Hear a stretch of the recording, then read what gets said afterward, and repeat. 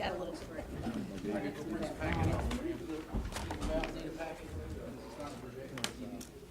Oh, yes, please. Not gonna reject, man, technology.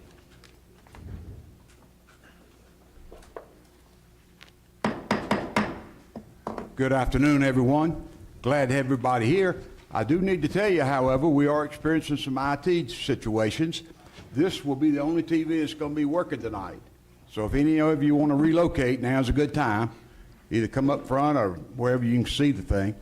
And with that, we're getting ready to start our March work session because it's now 6:31. And the roll call tonight, all the council is here.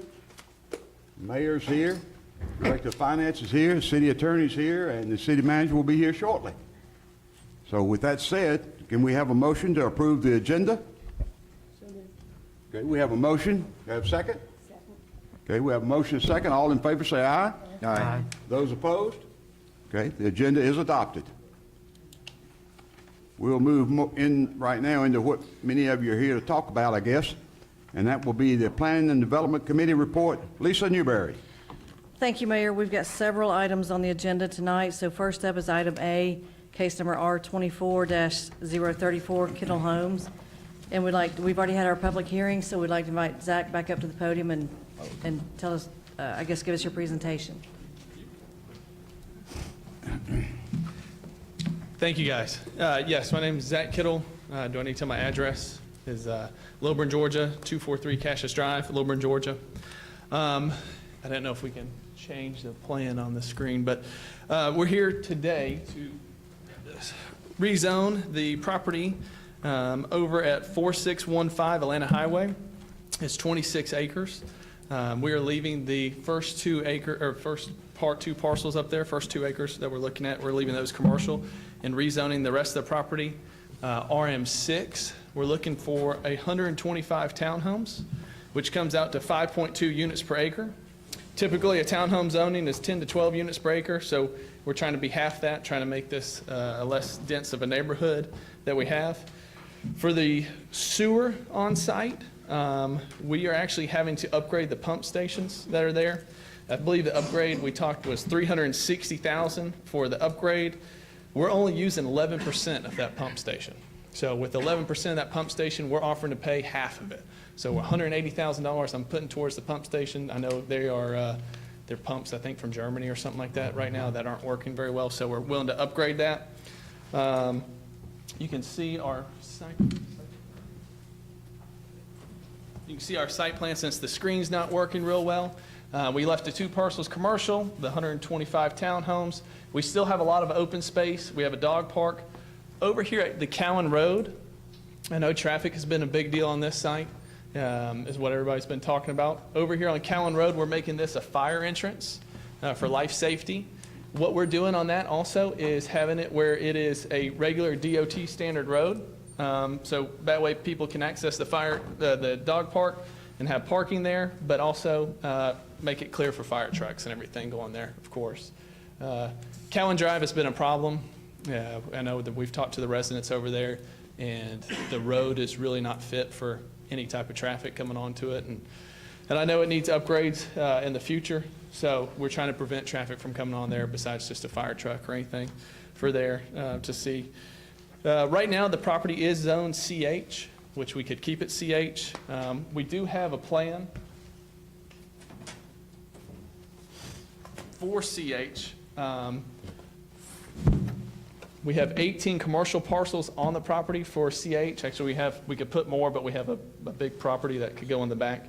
The problem with this is, again, going back to traffic, you're going to produce over 400 cars at peak hours. That's peak hours. That's dependent on, what you put there. But even if you put 200 cars there, it's still going to be a problem because directly you could access Cowan Road directly with no rezone or anything. It would just be straight access. And I know we got quotes from the city of what it would cost to fix Cowan Road, and it was over $250,000 to fix it.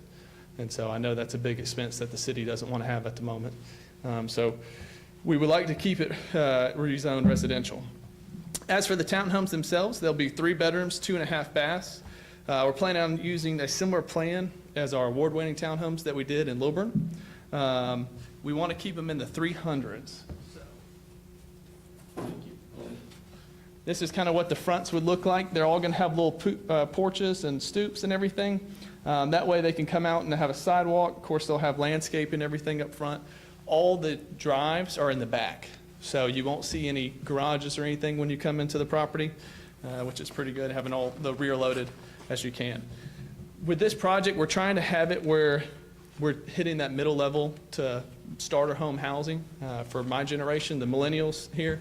You know, we're missing that for the demographic for sure.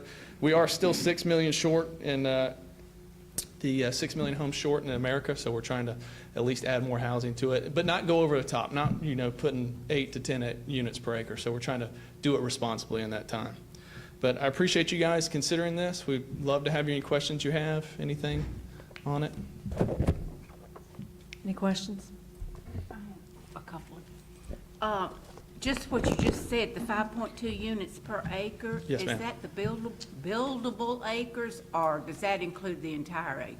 That's the entire site. Okay. So that's the entire site. That includes the pond, that includes the space we put open, aside for open space, everything like that. Okay. Now, I know density has been a problem, and so I've come here to try and negotiate to make this deal and project work, because I think truly deep down, this is the best project as residential for this site. I know we've talked about it, gone back and forth.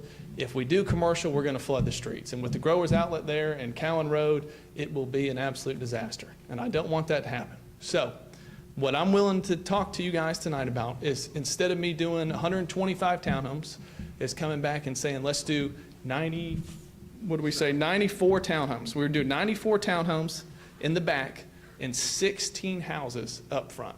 And I actually have a plan that we're trying to get on the screen here, if we can pull it up. What about the restaurants? Are they still going to be there? They're still there. So basically, when you're driving down the highway, you're still going to see the commercial properties. So you'll still see the commercial properties. Once you drive into the area, you will see the 14 houses up front, and then behind the 14 houses would be the 94 townhomes. So it brings down, we're like at 4.5 units per acre is what we're trying to do. So I'm trying to make this work with the city. I think it's still the best plan for the city. I know traffic's been an issue, and I just want to make sure that we can hit that number and make it work for you guys. We do have rock on the site. You can see it from Google Maps. So that's why we're having to get a little bit more density than the RM4, is because we have $2 million in rock that we have to blast out and make correct for the site. But, you know, that's with anything. You're going to have to, even if we did commercial, we'll have to blast the rock. But that's how we're trying to make the residential work. Yes, ma'am. Robbie, I think this is your question, if you don't mind getting me straight on this. The RM6 zoning, if I read it correctly, they can only have 4 units? 4 units in a row for a townhome. For a building. Contained within one building. So like, I can tell you this. So like these townhomes right here, you can only have 4 units touching. Okay, so if I'm looking at your plat, Yes, ma'am, it's gonna have to change. oh, okay. So, yes.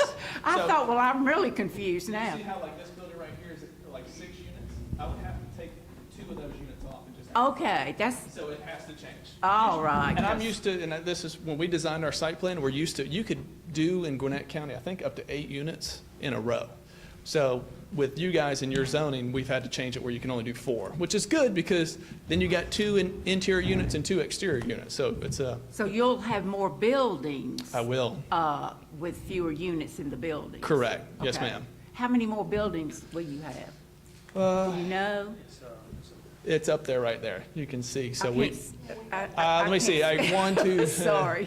You're going to have significantly more buildings. So, which means you're going to have more, you know, external density. units. More More density. smaller buildings. More smaller buildings, yes, that's right. More smaller buildings, you actually have the same kind of open space and everything that we're looking for. Just we put the houses up there, and of course we do the townhomes behind it. So just to make it a little bit less as dense as what everybody feels. Did I understand you to say just a minute ago, if you decided, or we decided, that you would remain CH, that you would use the outlet of town and we would have to fix the road? Yes, so like, and I'm not saying you would have to, I'm just saying, We have access directly to Cowan right now as CH. Okay. We already have the parcel attached. We can attach directly to it. There's nothing stopping us to attach directly to it. Now, is Cowan a problem? Yes. We all know Cowan's a problem. That's the whole reason why we tabled this thing twice Right. now, is because of Cowan. Right. So putting 400-plus cars at peak hours onto any road would be tough. But even if you put 40 cars onto Cowan, and it's not just cars, because if you're doing commercial, you got to understand, I mean, we're talking to a company, if we kept it commercial, where it's a rental business for rental equipment. That's low boys, that's dump trucks coming down through Cowan, going to the red light. So imagine a tractor trailer going up through there. So that would be the problem. So eventually Cowan would have to be fixed by the city because it is a public road. Okay. But do you know what's going in those 18 buildings? Or are you just speculating right now? I'm on the speculating, but 400 cars and everything else? We're speculating, but if you see our site plan for it, I do have 4 acres cut out in the back for a rental company that does site equipment. Because that's what we've been in contact with them, talking to them about it, if we decide to go that way. So I don't want to go that way, but that's the plan B if we get voted down. So Well, you're going to have a lot of cars on a high-density project, You or would. whether it's commercial or residential at this point. I Well, mean, You're you'd going to be- have a lot of cars going back and forth. residential is 54 cars at peak hours. So 54s at peak hours is for the cars, residential. If you did commercial, we calculated 404. You're going to have approximately 250 cars if you go 2 cars per family, which is pretty much general. So I don't know where the 54 is coming from, but you're going to have people going back and forth, and you're going to have school buses and all that. So, I mean, I think, you know. But that doesn't let's- mean let's just all be- 250 cars are coming at once. No, and I don't think we know that 400 are going to be coming at once either. That's right. That's right. But even if you said 200, right, cut it in half, you're still going to have a major problem compared to 54 at the height of 54. Right, I don't know any of those statements to be factual. One more question, and there's probably other people that have questions too. Under what premise do you think the city should pay half of that pump? Because we're only using 11% of it. But you're putting it in because you need it, so why, do we need it, Danny? I'm sorry, I was printing. What's You- the context? Wake up, Danny. I was out there printing a packet, remember? Oh, okay. The 360, I think, or whatever, close Yes, to it. the sewer pumps. That he's going to put in, he wants the city to pay for half of it. Do we need that pump, that it would justify us paying for half of it? Well, there's a lot of factors that go into that, so once we get the actual flows, the upgrade costs X, and there's only one person doing it, and they pay 100%. If it's multiple people, then it would be based on their percentage that they use the capacity. But if I only have one development going in, and it's got to be upgraded, then that one development would pay for the entire cost. Okay, so in this case, he would be paying, should pay. Potentially, or unless there's other developers. Okay. Do I okay. recoup any of that cost when they tag onto it? No. No. So I would pay $360,000, and then when, Or whatever the pump upgrade is, yes. yeah, I think it's $360,000 what we got quoted for it. That's numbers from 6 months ago. It's changed since then. Right. So, but yes, whatever the cost is, whoever would do it would be. The developer would be totally That's responsible correct. based on what Okay. you just said. Okay, thanks. Correct. Okay, so if we get the zoning, then I'd be committing to $360,000. Or whatever, but Yeah. probably, we wouldn't be committing to If you anything. allowed the 94 townhomes in the houses, then the 16 houses, then I'd pay for the pump. That's fine. Right, okay. I'm fine with that, if that's the case. But us using 11% of it, I thought it was fair for me to pay half of it, but, Like I said, this has been going on for quite some time with y'all's development. Right. So there's other players in this, but I don't know what pump station they're going to. Okay. So there's two, then they would split the cost based on their perfect. portion. Yes. Yeah, we'll work it out But one it's way. not 361,000. I can tell you that number has went up. Okay, that's fine. We'll work it out when we figure it out. Thank Okay. you. That's fine. Danny, Thank you. Logan Run. Thank you. Good questions. It should be Logan Point, I'm correct, but Brandon, yes, Logan Point. You guys have any other questions? Well, I'll just say, you know, you came before us before, and, you know, one of my concerns, obviously, is emptying out on Cowan Road. You know, I'm actually, I don't know that the other council members are for it, I'm actually for it. I mean, not for in the sake of the homeowners, yes, I do understand what they, but in terms of safety, emptying out all of everything onto 78. So my thought is you got to look at that intersection and, you know, and does the city have to look at it? No, not at the moment. I mean, you know, we have looked at it. We have some thoughts as far as what could be done with those intersections. We certainly know that GDOT's got a plan to bring 20 in a little bit differently than it is now, eventually, but we're a ways from there, for sure. You know, I will say that it's, for my council members, you know, there's numbers thrown out as far as the traffic goes. We've not seen a traffic study. I did try to take a look at it as far as what you provided and talk with my traffic engineers, and it's a little difficult to try to surmise what that actual traffic is, but my gut feeling is I look at this and I think back to Teresa Lane. I think back to Janice Tribble and the trouble that she has pulling out, and I look at this development and I see it could be another Teresa Lane. You know, there's no other access, so just I have real concerns with that aspect. Right. I mean, we considered upgrading Cowan Road. We got quote from the city of what it would cost to upgrade it. It just seemed like if we even go down that path to upgrade and kept at 125 units, we're not going to get the votes to win. So I'm kind of stuck between a rock and a hard place of what you guys want.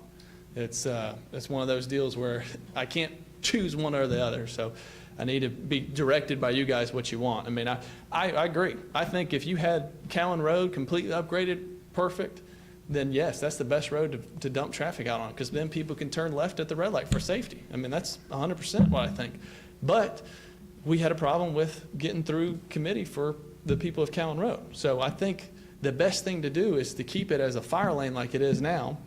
The gate can always go away in the future. If Cowan Road gets upgraded or everything gets perfect and the city deems it's responsible enough to take the gate away, take the fire gate away and have people dump out that way.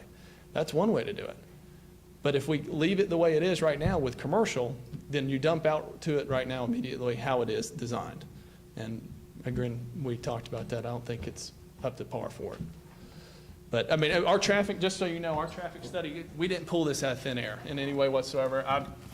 I wouldn't think anything of it, but it's the Institute of Transportation Engineers, and it's the common trip generation rate comparison is what we used. And we just went off the table that we have right here of what a use would be, stuck it into our formula, and then put it out. So it doesn't matter, you know, what we think, it's all about what the formula is, and that's all we did. And I think that's one thing that I think a lot of people don't realize is how much traffic commercial actually produces compared to residential. You know, a lot of people come home, leave the house at 9 and come home at 5, and maybe they run out one other time, but commercial, trucks are coming in and out, people are coming in and out all the time, going to lunch, coming to work, leaving work, then you're going out to meet prospects or whatever, you know, prospects coming in. So yeah, commercial definitely generates 4 to 5 times as much traffic, minimum. And that's what we needed to show everybody. Thanks, Bill. Did I answer your question? Sure. Thank you.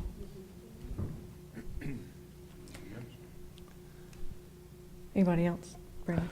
I got a couple questions. One, I got one directed probably to Danny or possibly Robbie. Say it does go commercial, is that 100% that they can use Cowan Road if it goes commercial? I would have to look at it and see, I'm not sure. Unless Robbie knows off the top of his head. They would have access to Cowan Road. It's already existing. There would be drastic limitations because of the road as to what could go onto that road. So it would be nothing but passenger cars. If they did have an equipment rental, it would not be able to use Cowan Drive because that road is not able to handle that heavy of traffic. But isn't that a public road though? Right? I'm not trying to argue with you, but that's Yes, a public road and we have public roads that have no trucks. that have no trucks on it. We Yes. could do that? I know at the last meeting got a little hectic. It's okay. I'm guessing you've had your baby since then? I have, yeah. Yeah, he's here, he's helping, he's good. You know, if it helped me get the votes, I was gonna parade him around in a little suit and everything too, but, you know. Yeah, I know, right? I assure you, my eyes are not too bad, you know, I'm trying to sleep. Well, Well, congratulations on that. Thank you, guys. I but- appreciate it. But I do know, last time, me and Ann, we kind of talked beforehand and just, gave some comments. And one of my biggest comments was, I would prefer something that's RM4. And when I saw it come back at RM6, I was a little dissatisfied. But I will say this, we are typically a community of detached homes.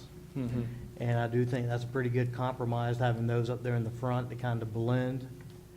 And then in the back, I mean, I get it, y'all are at what, 5.6 you said? Yeah, we're a little bit over 5, I think 5.1.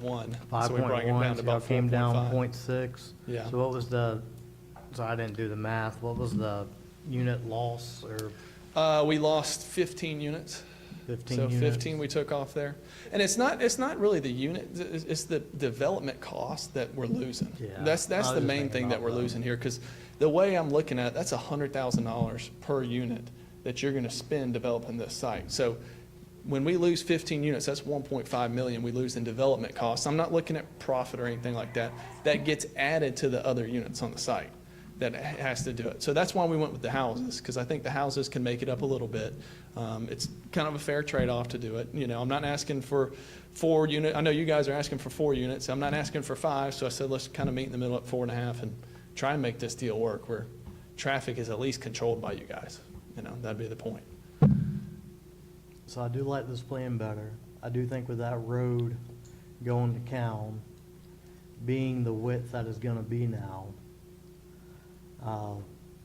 did we ever land on where the Knox box is gonna be? Y'all can decide where you want it to be. You can have it at the very front, all the way over there where it Cowan connects, or you could have it past the dog park. I mean, I think the plan, what we originally talked, was for us to have parking spaces at the dog park and have the Knox box probably 10, 15 feet into the site. That way the fire truck could pull in, unlock the Knox box, sling it open and go, and people wouldn't be in the way with the parking up there. So we're willing to do that, work with the city and Danny and all those guys about finalizing that plan with them. And this, new plan, are the homes also gonna be rear loaded, or is it gonna be more just like a traditional? More like a traditional More traditional? on that. No, that's fine. I just knew the rest of them were rear loaded, and I know a lot more goes into walkability of the street than just having sidewalks, and having rear loaded homes really add to the safety and value of Correct. homes and people that like to walk in their community. It gives a lot better feel and a lot more usage as well. And having walk controls to the dog park, are they gonna be able to walk to the businesses up there too? Yes, they can. We'll have sidewalks all the way up there. I can't commit, but I think I'm gonna try and do the houses where they're all side-loaded garages at least. That way you can't see them. Because my look that I'm trying to build for this site is have it where you drive down and you don't see any garages. You kind of see, I mean, if they're on the side of the house, that'd work, but you don't see any of the garages. All you see is front porches, stoops, and just people out there sitting and having a good time, and all the landscaping. I don't want to see ugly garages, so I'm gonna try my best to put them on the side if we get this plan approved. So I guess what I'm really getting at is, I think this is kind of the compromise, this is the best we're gonna get if we decide to go residential on this street. And if and when we do upgrade Cowan, we could take that to a real road, take down the Knox boxes, so I do think that could be, because I did a lot, I'm not an engineer like Bill. I don't understand the numbers that you provide us on that stuff too. Right, I don't But I either. do. I get provided them from someone else too. But I do know generally, I know we don't know who's going in the commercial spaces yet. But on average, just Googling what's your, average car per, peak hour commercial is a lot higher than residential. And since we got the residential down some, we have the potential to open that road one day for people to take a left out of there. I think, I'm appreciative that you came back and actually were willing to kind of hear what we were saying the other day Right, and working with that. and I appreciate the feedback you guys give me. I mean, I have to go off of what you guys are telling me to try and make this work as a developer. I mean, if it was me, you could put 135 townhomes on this site. So we've cut it back significantly to try and make this work for what you guys are looking for. And I don't believe in that. I don't believe in sticking as many as you can in there. I've never believed that. My father's always taught me that. It's just, it's not one of those things. We're constrained on this site with the rock, and you got to upgrade the sewer system. Now it's $360,000. So, I mean, of course, we're trying everything we can to make it work. And I'm trying to keep the houses affordable. So I'm trying to keep them between $375,000 and $425,000. You know, the average house here in Loganville is $396,000. So we're dead in the center of that. So Crazy. we're trying to keep it in line with what the city's producing, if not a little bit above, elevated. I would say a lot of people that moved here were in that range, and now their homes are $500,000 in most neighborhoods. Bill, I don't know if you can answer me this, but is there a typical average that GDOT or anybody would use for commercial versus residential based on the square feet or anything like that? I don't know if that's really even a fair question to ask. You I mean just kind of want to understand. In terms of traffic?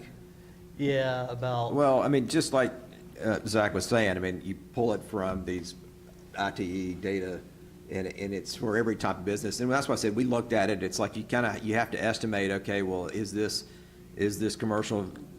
Is it what type of business it is, you know? And there's different categories. And so it's hard to sit there and look at it and say, this is how much we expect from it. You know, honestly, I look at it and I go, you know, it looks it resembles, from the plat size, it resembles a office and, you know, type complex. Right. I look over at Ann's complex right across the road and I go, you know, that's not so bad, you know? Right, I mean, it would be fine, but when you start bringing it into the commercial highway, it's real hard to say what's coming out of there. What's the building size we put on each one of these? I have some buildings that are commercial warehouse with office on front, and I get a mix of businesses in there. I get some that run like Cat5 cable and fiber optic, and they have trucks going in and out like crazy, and they got the big reels and all that stuff on. They need it for the warehouse, but they also have their office staff there too. Right. But then I also have some that just use it just to store stuff, and they might have 2 people there. So Right. that's one of the things, you just never know what businesses could go there. But this being a commercial highway is different than just O&I. Right, and what we did is we put on each one of these parcels, we spec'd out for an 8,000 square foot building. So I know where Ann is and everything like that, so I mean, I don't know how big that is. It's probably 1,500 square feet for each one of those little offices. You got to imagine an 8,000 square foot warehouse on each one of these. And this one's massive. I think we said it was 20,000 square feet for that one there. So they're planning on being, the way I'm looking at it, it's going to be contractors. Someone like my company that's got trucks flying in and out with tractors coming up and down. That's the way I look at it, you know. Of course, I got some vehicles like mine and my brother's that come in and everything like that, but also we have tractors going out to job sites and trucks coming in and everything like that. Because that's how big of a warehouse these are, going to be 8,000 square foot warehouses. So and it could be whatever. It could be an auto parts store. It could be, you know, guys fixing cars. I mean, there's every zoning you can possibly have in CH. It's kind of, CH is a very broad. yeah. And the other thing is, like, haven't even talked about tax value, but with the plan we have now, we're at 55 million roughly in tax value. If you did do the commercial, you're going to bring it down to about 30 million in property value. So the residential definitely adds more to your tax base for what you guys are looking for. I've been to every meeting where you guys have. I've seen the tax stuff now, so I'm trying to make it make sense. Right, but I would appreciate that we bring, as we had a discussion, bringing jobs to Loganville, because we got plenty of people. We just need more jobs.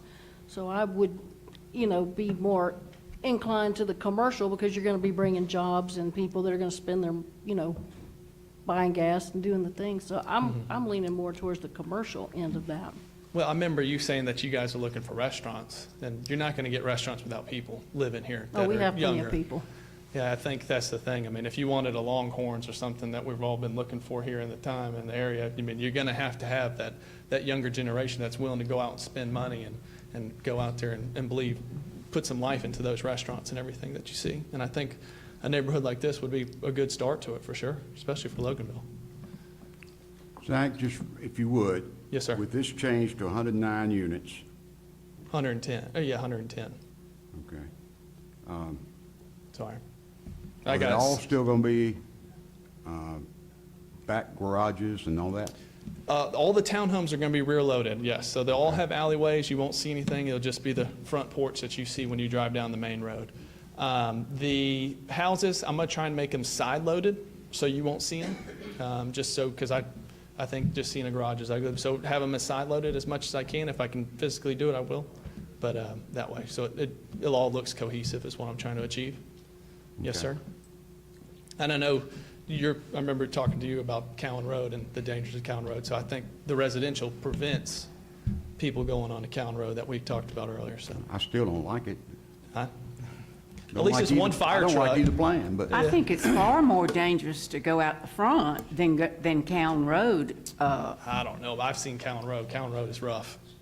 Yeah, but it's got a red light. I think that's one of the most dangerous areas, in my opinion, I in think we're Logan. talking about two different things. Getting to the intersection is not all that bad, but getting through Growers Outlet is gonna be tough. Oh, yeah, on the But think spring. about like the I agree. McDonald's and everything up down the road. People go straight and take a left out of those McDonald's and fast food restaurants and Chick-fil-A's. They all come out and take a left. So if they're able to do that all the time, I don't see why residents shouldn't be able to. Wouldn't have a problem doing it. So have you backed off the right turn only? It's the DOT's decision. Solely DOT's decision. It's not mine. It's not Danny's or anyone in this room. It's DOT, which I'll do whatever they tell me, is what I've done always in the past. Have to. And Zach, can you just recap me here, because it seems like now we've got commercial up front, 14 single-family homes in the middle. Yes, ma'am. 90 16 single-family homes. So we have the 2 commercial parcels up You said front. 16, then 14, and now 16. No, I'm sorry, it's 16 homes. I got it 16.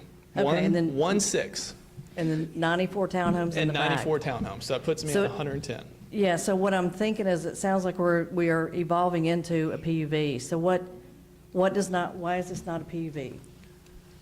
Well, let's dig this. So I think this is a plan that they've just presented this evening. So I haven't even seen it, other than what limited my We haven't either. soon-to-be 50-year-old eyesight can't see from there. But I don't know if this would qualify as a PUV, but if this were something y'all thought about doing, we need to make sure that their plan was appropriate as to acreage, because essentially it would be a CH zoning on the north, unless it qualified as a PUV, which I don't know that it does. It wouldn't qualify as a PUV. It Then- would, you would need to be CH, it would be split zoning. You would zone X number of acres on the north to CH, X number of acres in the middle to R22, or whatever the appropriate single-family detached is.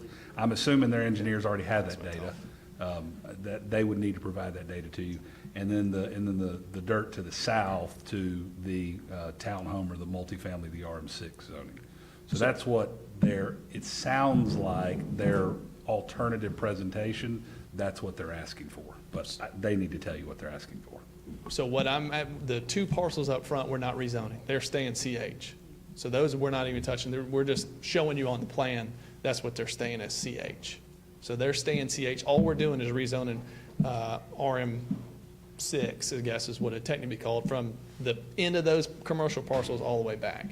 And Yeah, and that's just the problem, is the RM6, and y'all don't have inclusive zoning, so RM6 won't allow the single-family detached. Okay. So it's a split zone. so it'd be a split zone is what we're asking for then, I guess. But I'm not sure which classification of the single-family detached and those sort of things. So I guess we'd split it up into leaving the commercial CH up front and then whatever R36 or something maybe, I don't know. And then you'd have the RM6 in the back, which is really RM4.5. Robbie, what would be the zoning for the houses? The smallest zoning we have right now is R22 OSC. So it would stay that for the houses. Thanks. Don't know what that means, but. Yeah, I haven't seen this plan. I'm guessing none of us have. And I Right, think yeah. we talked about it last month. I think it was Ann that asked, can you send that? She asked Paul. Yes, after we discussed with council members this past week, so we can send you this before Thursday. We'll send it to you I tonight. haven't seen that. I didn't see. No, it. I wasn't saying that. No, You I asked the sent question last email, month like, if you last could week or send the it other to two, us. yeah, but I Yeah. hadn't seen that Yeah, either. no. Yeah, We ju- I wasn't implying that. Yeah, we just made it up. We just made this new plan this week to try and, It's Monday, so we just made it today? And we got to vote on this Thursday? when did you have it? Yeah, I think you did. You finished it. I think you finished it, no joke, today. Well, I think you need to get it to the staff as quick as you can, and y'all do your thing and let us know. And we can adjust it with them. If they say, hey, you got to take off 2 houses to make it work, we'll figure out what we need to do to make it work. We're willing to work with you guys, is what I'm trying to show. Y'all have authority to zone parcels to anything you want to zone them to, right? Okay, let's make sure we're clear on that. Your constraint is making sure it's zoned to something that's constitutional.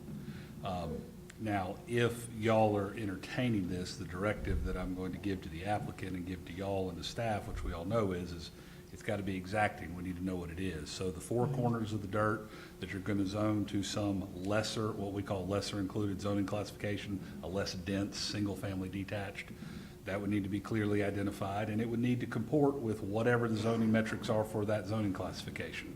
If there's open space requirements, if there's minimum lot width requirements, all those sort of things.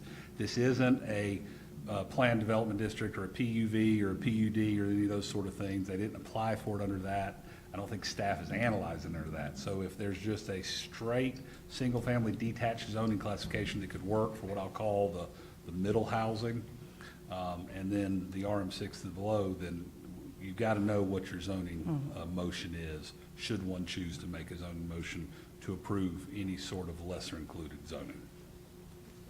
We can get all that to But you. being a Monday, and then we're supposed to vote on it Thursday, is our staff gonna have enough time, as we as council, each of us, to get our then are we gonna have another question and answer set, That's what I mean, that's up to you guys and your Lisa, it's staff. your committee, but, I can't speak for staff. I mean, obviously, they need to get this information. I can send it all to them. We can have it to them This- tomorrow morning. If this is what you're presenting, this seems to me as ill-prepared for tonight's meeting.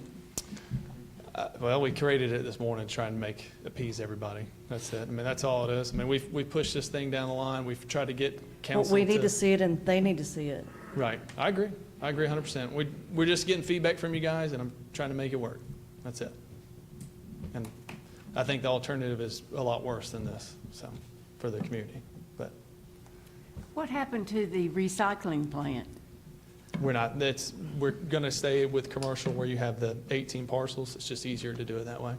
And a But- recycling plant? It could be.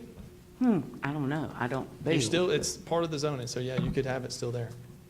I don't know why. It's probably just me, but I feel like you're kind of saying, if we don't approve this, then you're going to do that. Almost close to I don't want to use the word threat, but that's kind of what it feels like. You went with a recycling plant originally, and now you're going with 18 buildings commercial if we don't approve the residential. So Correct. I don't know, it's just the way I feel. Well, I can tell you this. It's either going to be this as residential, so we can do either residential and you guys have control over it, and it makes sense, and we do it that way, or it will stay commercial, and it's not going to just stay open land. So it's got to be rezoned something. So we either keep it this way, or it will be commercial with the 18 parcels on there. And we don't have to ask you guys for anything on the 18 parcels. It goes straight through to planning and planning commission where they can, yeah, and they look at it and decide. That's it. I mean, that's all it comes down to. So I'm giving you an option A and an option B. I'm letting you guys decide. It doesn't matter to me. I'm gonna do it either way. I just want you guys to decide and make everybody happy. I want to make the community happy. It just makes more sense with what we're trying to do residential. But I'll do either one. It don't matter to me. I'll let y'all decide. It's solely in your court. I guess it'd be worth it if this is gonna be option A, and option B would be leave it the zoning before they do any more work on it, get it to staff and all that. Is that even something that we would want to look at? I guess I would say, with this option or not, because I'd hate to keep Robbie and all them busy all the way until the council meeting if none of us even want to look at this project that's being presented now. In other words, I know it probably can't be like I would say, I'm not decided 100% yet, because I am feeling that this is the better plan than the one that was submitted under the RM6, the 5.6, or the 5.1. But I also know having a better commercial tax base isn't bad for the city either. But I do see the potential for more headaches when it comes to the traffic and stuff. So, Not knowing what businesses are gonna go in there. yeah, but any commercial has the potential to be anything under the zoning It does. for commercial highway. So I say I personally wouldn't mind seeing this, at least having to have the two options to vote on for Thursday. I think maybe what you're asking is, do we ask staff to jump through the hoops of looking at really option C? Option A is residential, B is commercial as is, and then this new hybrid deal that's an RM4-6 kind of hybrid. Do we even ask staff to jump through hoops if Yes. we don't have enough people sitting up here that are interested to vote To on it? look at it. Right. Yeah. And I think for me, I mean, I'm very appreciative of your willingness to change and adapt to what's being asked. But, you can't bring it to council the night of the work session. I think we saw, and I think I sent out to everybody else the 28th. That's what I just looked, which was like a week and a half ago, these two options. And while I'm really glad to see this third option, like, I know we don't want to kick the can down the road again, and table it, blah, blah, blah. So we're really putting staff behind the 8 ball to look at this plan. To your point, I don't know how everybody's leaning. Well, and to y'all's point too, I don't think it really matters what we're leaning right now because staff hasn't seen it, see if it's even viable. Well, can I ask this one question? Just see. Instead of me doing the 14 houses, what if we just kept them as townhomes and cut it down to 110? Just 110 total. Didn't do houses, just 110. That stays in the RM family. Zach, I think you guys need to come up with a plan and present it to us. Yeah, I and mean, you're it's not changing. negotiation. I mean, it's not. Yeah, you're I feel like changing and we're changing and negotiating. changing, and it's not boding well. Okay. Yeah, I agree with Lisa.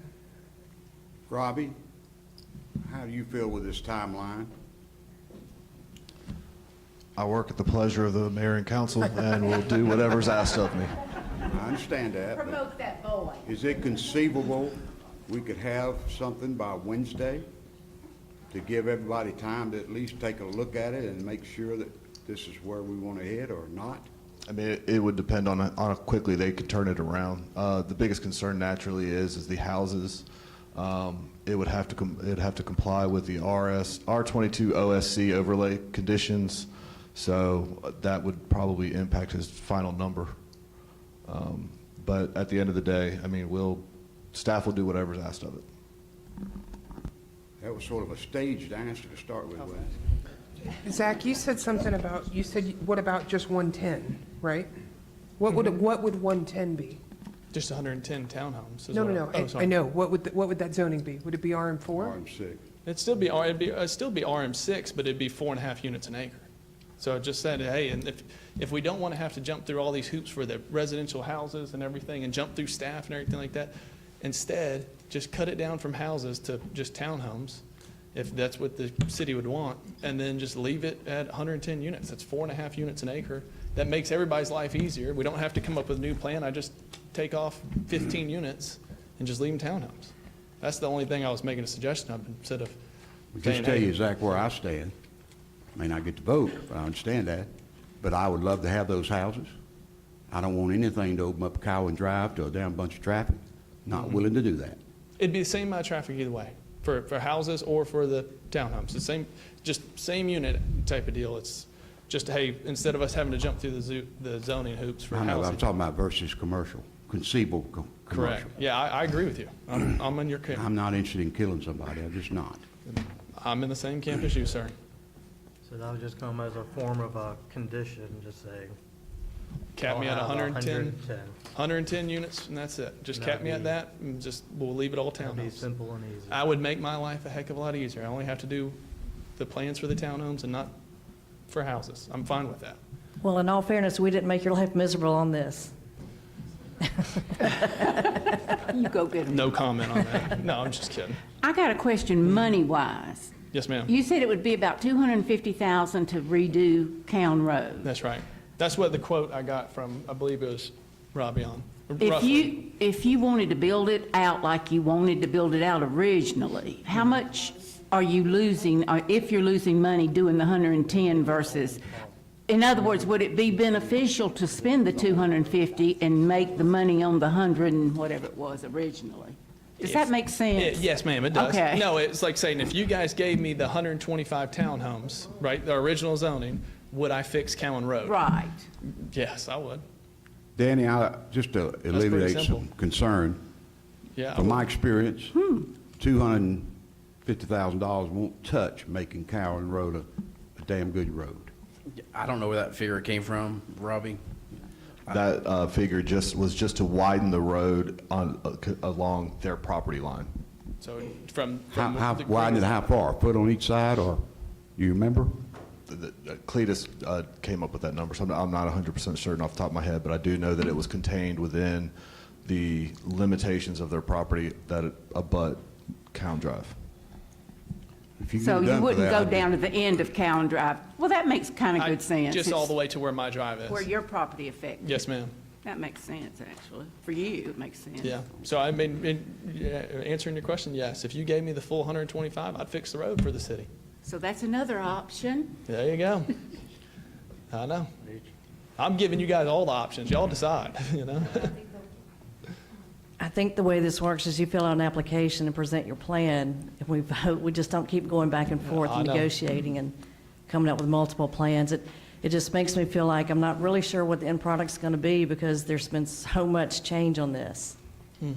I think the cleanest way to do this, just talking to you guys and having this discussion tonight, is we don't do the houses, we leave it 110 townhomes, cap it at that, and we just move forward with the fire lane that it is. Now, the other option would be just say, okay, give me the 125, and I'll pledge I'll fix Cowan Road up to 250,000 of my own money to fix it, or fix it correctly, just from where it is to where I am. So I'm willing to do that. That takes liability off the city too. So Yeah, but 250 doesn't fix it right, then that means the city has to come up with the rest. So that's I'm not fixing really the a- whole road. Just not really I'm just fixing my part for where my entrance is. Yeah, it's right past Groves Out. Yeah. So I'm willing to do that too, but let you guys decide. Okay, We any more can't, discussion? obviously. I know. Y'all good? I think I'm good. Everybody else? Okay. And out of respect to the folks that showed up here tonight, I know it's not a public hearing, but the mayor and I did talk before. If there's anyone that would like to come up and speak about this and just give us your opinion, you're welcome to. Thank you guys. Yeah, we've already had 2 public hearings. Correct. So this is not necessary, but if you took your time to be here, if you want to speak, now's the time. Okay? Seeing none? Lisa? Okay?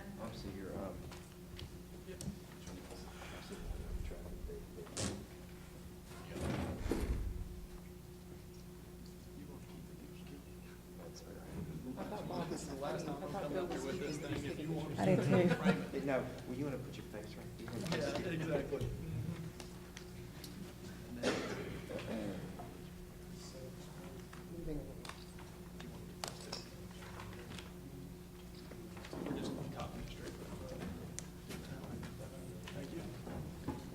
Well, Lisa, seeing none, I guess we can move on. Okay.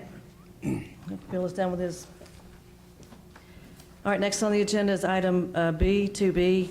We've already held 2 public hearings on that one, so case number R24-036 is the applicant here and would like to come up and speak.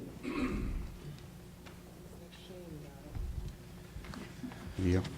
Thank you, Councilwoman, Commissioners, or council members, Mayor. Good evening. Shane Lanham, 1550 North Brown Road, Suite 125 in Lawrenceville. Appreciate the opportunity to say a few words tonight. And really, so you may recall last month, after the work session, we heard some comments about, amenities, walkability, pedestrian connections, things of that nature. And we're working to provide a revised site plan to address some of those comments. And we had it ready at last month's council regular meeting, but the vote was tabled obviously into this month, just so that there was more time for staff to digest that updated site plan and council members as well. So what I'll do is just touch on some of the main items that we updated on that plan for everyone's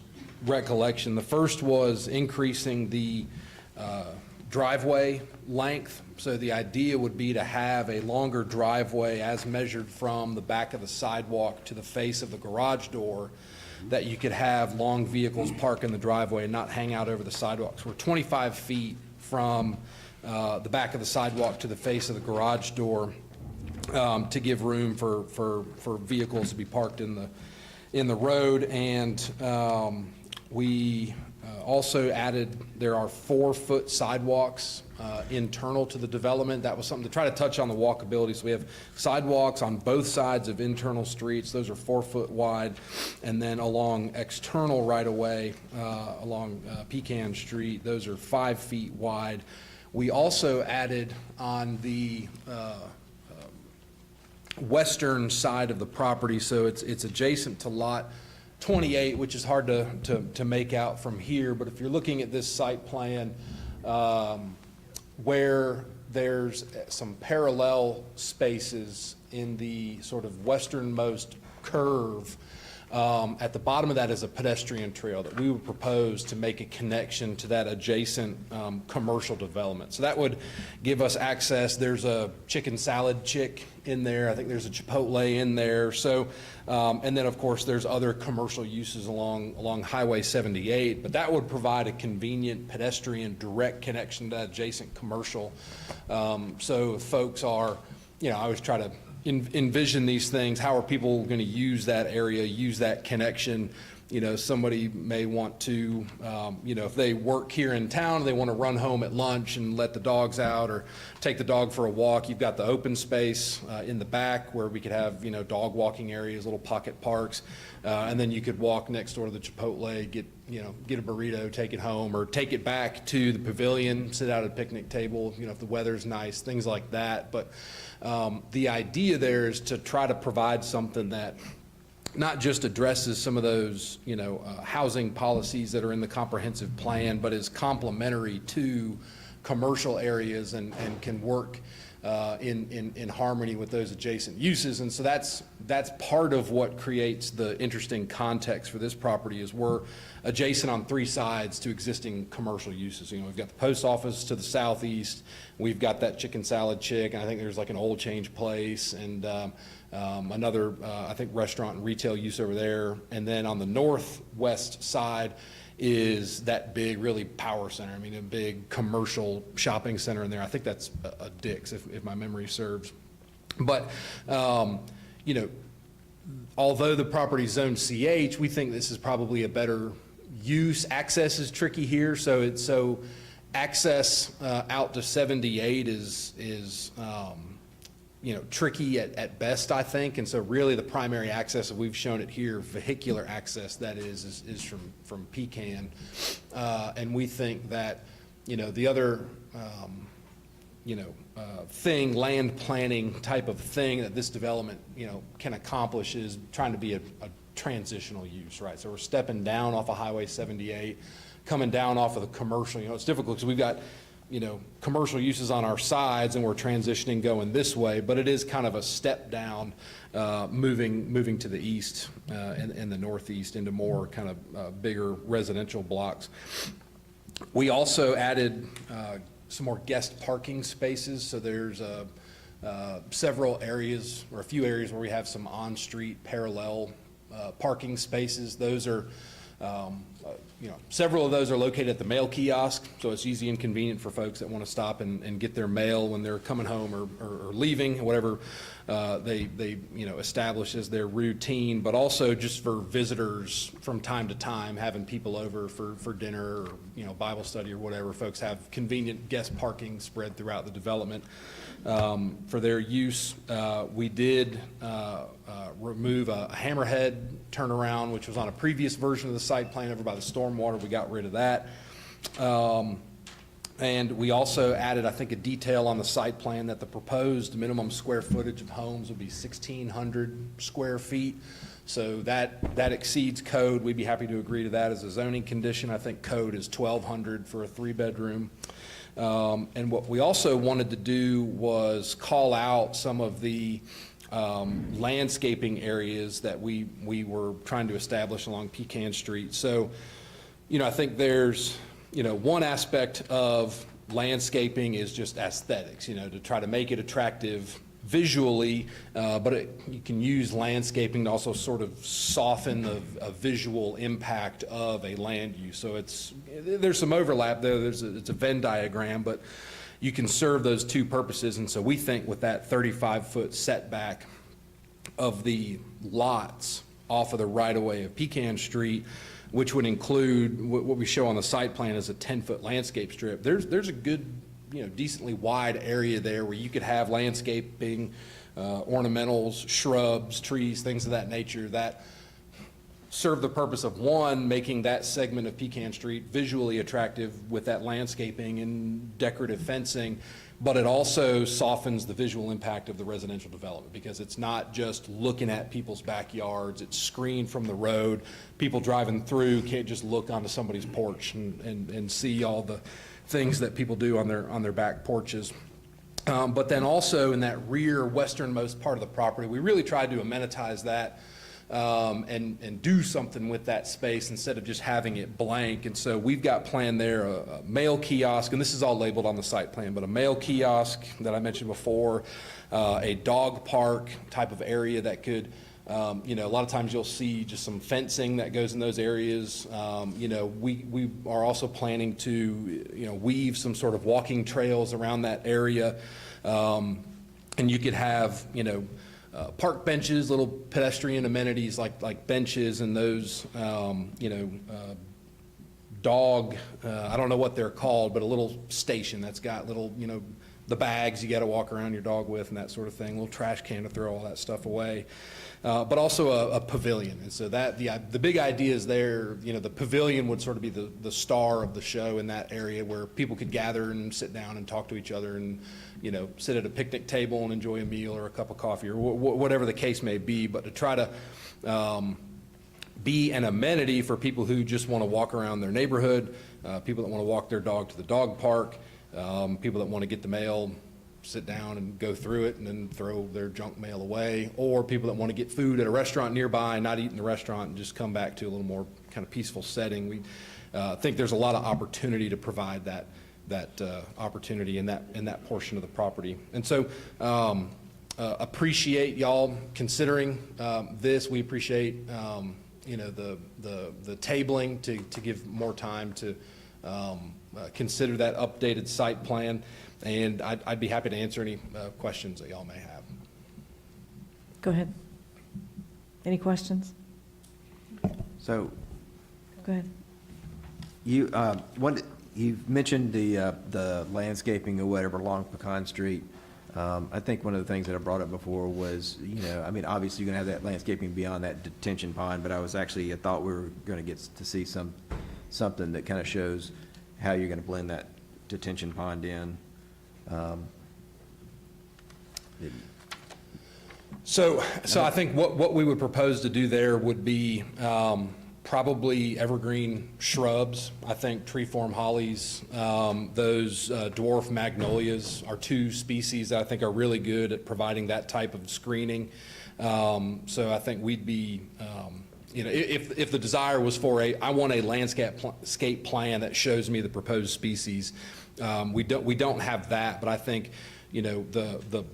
the idea would be to provide those evergreen shrubs and sort of medium height evergreen screen trees to shield that from view of the roadway.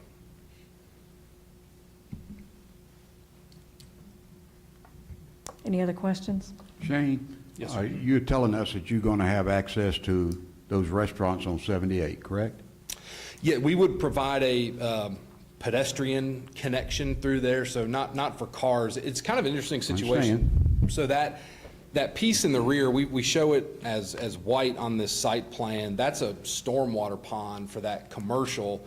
And there's actually, if you look at an aerial, there's like a little stub back there. And so I think what we could do, it'd be as simple as providing a pathway to that property line. People could get on that commercial property and then just kind of walk through those commercial sites to get to those Do buildings. they have to give you that permission? We would likely, I think the developer would want to have an easement in place. I think that's probably best practice is to speak with those adjacent property owners. But the stormwater piece in the rear is owned by the sellers of the subject property of the proposed rezoning. So access through that area is either already entitled or we think certainly achievable in sort of the normal course of a real estate transaction. But also there's that stub there that we think gives us access to those. And so I think that would give us the legal right to access the property from that direction anyway. And I think there are actually some easements in place there, but I think best practice, what we would want to do is have that maybe consolidated and made explicit in some new agreements with those adjacent owners. Partnership. Yes, I think the idea would be, don't assume, I think, which we think we already have that right, but I think it would probably be best for everybody involved to say, well, let's just put it to paper and make it explicit so everybody can look at it and see how that'll go, which we don't, again, assuming things, but generally speaking, I would think that those commercial property owners would be excited about having sort of a built-in customer base right in their backyard, and I think people walking over to get chicken salad sandwiches and burritos and things is something that they'd. So you're okay if the council makes a decision to make that a condition? We wouldn't object to that. So if the proposal is provide that pedestrian connection to the adjacent commercial, we have no objections to that. Thank you. Yes, sir. Are y'all putting a fence all the way around, or no? I saw a 5-foot fence mentioned. Right, so that was discussed, I think, at Planning Commission, and then again, recently. We would, again, be happy to fence it. It's sort of one of those things where, we didn't necessarily propose it with the application, but if that is something that is important either to neighbors or to council, we'd be happy to do that. And that may make sense, and that may be something adjacent to the commercial we'd want to do anyways. Like, all right, we're going to have people walking back and forth. Let's do it on the path. Let's not just have everybody just walking wherever they want to. So we'd be happy to fence the portions of the property adjacent to commercial uses. And somewhere I read, and I think Robbie's right up about the water piping might have to be upgraded. If so, I'm confirming again. I don't know if I asked you this or this was another, I'm getting them all confused. He would have to pay for it should that happen, correct, Danny? All developers are required to upgrade at their cost, yes. Okay. And I'm assuming, Brandon, you don't know yet if it's going to need to be upgraded? It'd be based on the plans, once the plans come in. So this is site plans. We don't really work off site plans. But once the plans are submitted, they go through review process. And if it's a 6-inch line, then we require 8-inch, they would have to upgrade that. Okay. It says in here it's a 6, but I don't know what you require. So I was just checking to see who would pay for it. Okay. Thank you. Any other questions? Okay, thank you, Shane. And also, if there's anyone that would like to come up here and speak, just give your thoughts, you're welcome to. If you'll just tell us your name and address, please.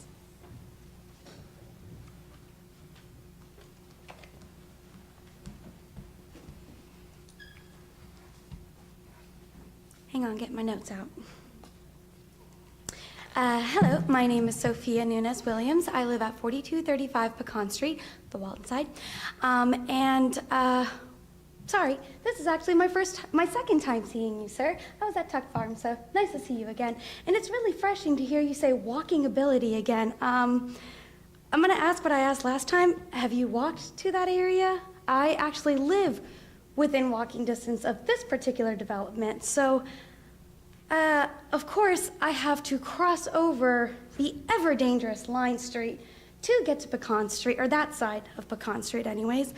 Also, you mentioned aesthetics. No offense intended. Have you seen the part of the houses on Pecan Street?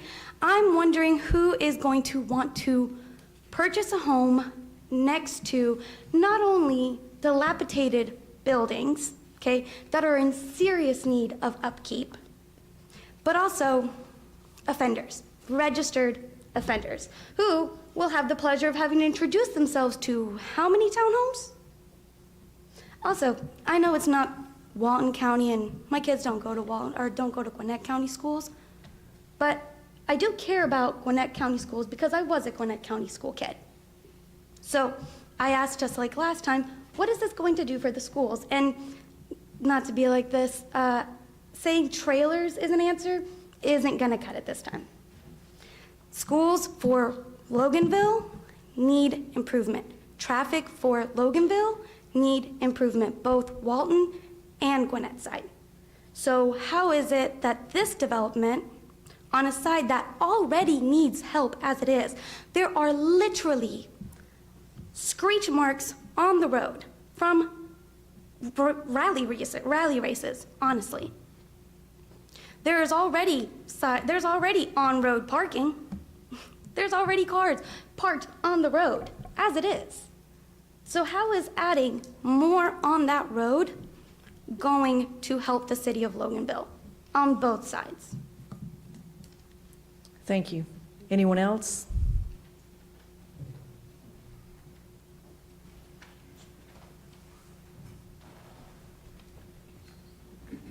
Good afternoon. I'm Jim McKinney. I live at corner of 157 Line Street there in Pecan. This traffic's going to be horrible. We've already got 65 homes going down on 20 and Line Street. We got a proposal of another townhome, and everybody's going to be wanting to go down Line Street, cut across, go to Walmart and Home Depot. The traffic's already bad, and it's going to be bad worse. It's going to create a lot of traffic. And I've been living there now almost 35 years, and it used to be quiet. It's not quiet anymore. So I have a concern about the traffic. Thank you. Anyone else?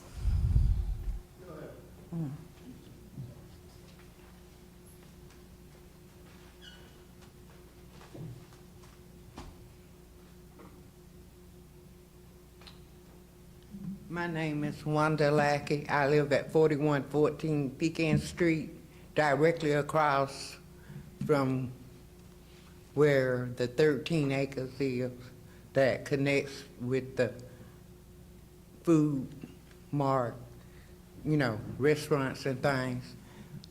We get a lot of walk-through traffic as it is, of people you don't know, you know, and you don't know why they're there, because there's nothing to buy there. They just cut across. And when they do rob something up there, they run across. And I get the bulk of that. So my thing is, I don't know exactly how many units supposed to go in across from me. 78.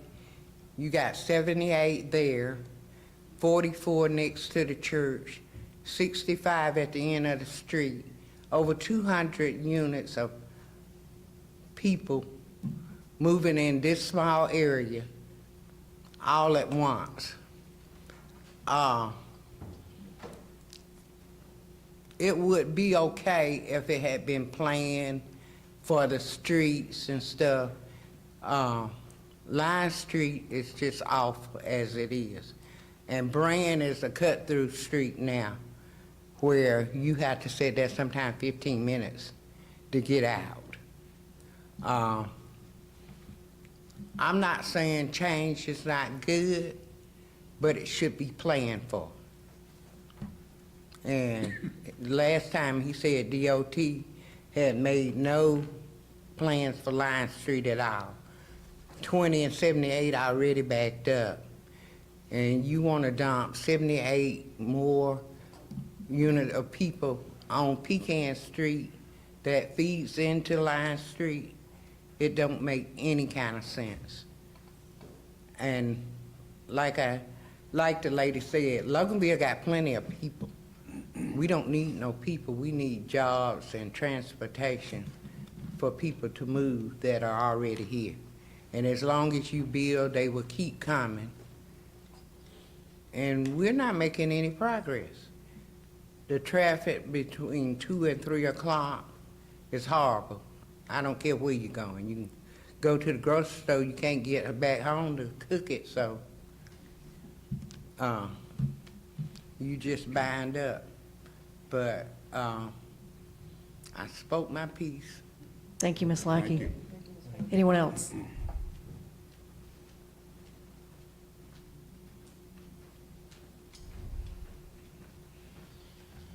Good evening, Nathan Purvis, 426 West Highland Avenue, Monroe, Georgia. First of all, just thank you for your time, Mayor and Council. I served on the Monroe City Council for 5 years, so I know it can be a thankless job at times, especially these days with you guys getting just berated on social media with every project. So thank you for what you're doing, and hopefully we can work it out for the benefit of both parties. I just wanted to talk, Shane's basically covered all the ins and outs of the site-specific details and did a great job. I just wanted to touch a little bit about the landowners, the Smith families. There's 2 parcels that we're dealing with. They have owned them for many, many years. They actually a developer successfully rezoned them to commercial in 1996, and then he went bankrupt.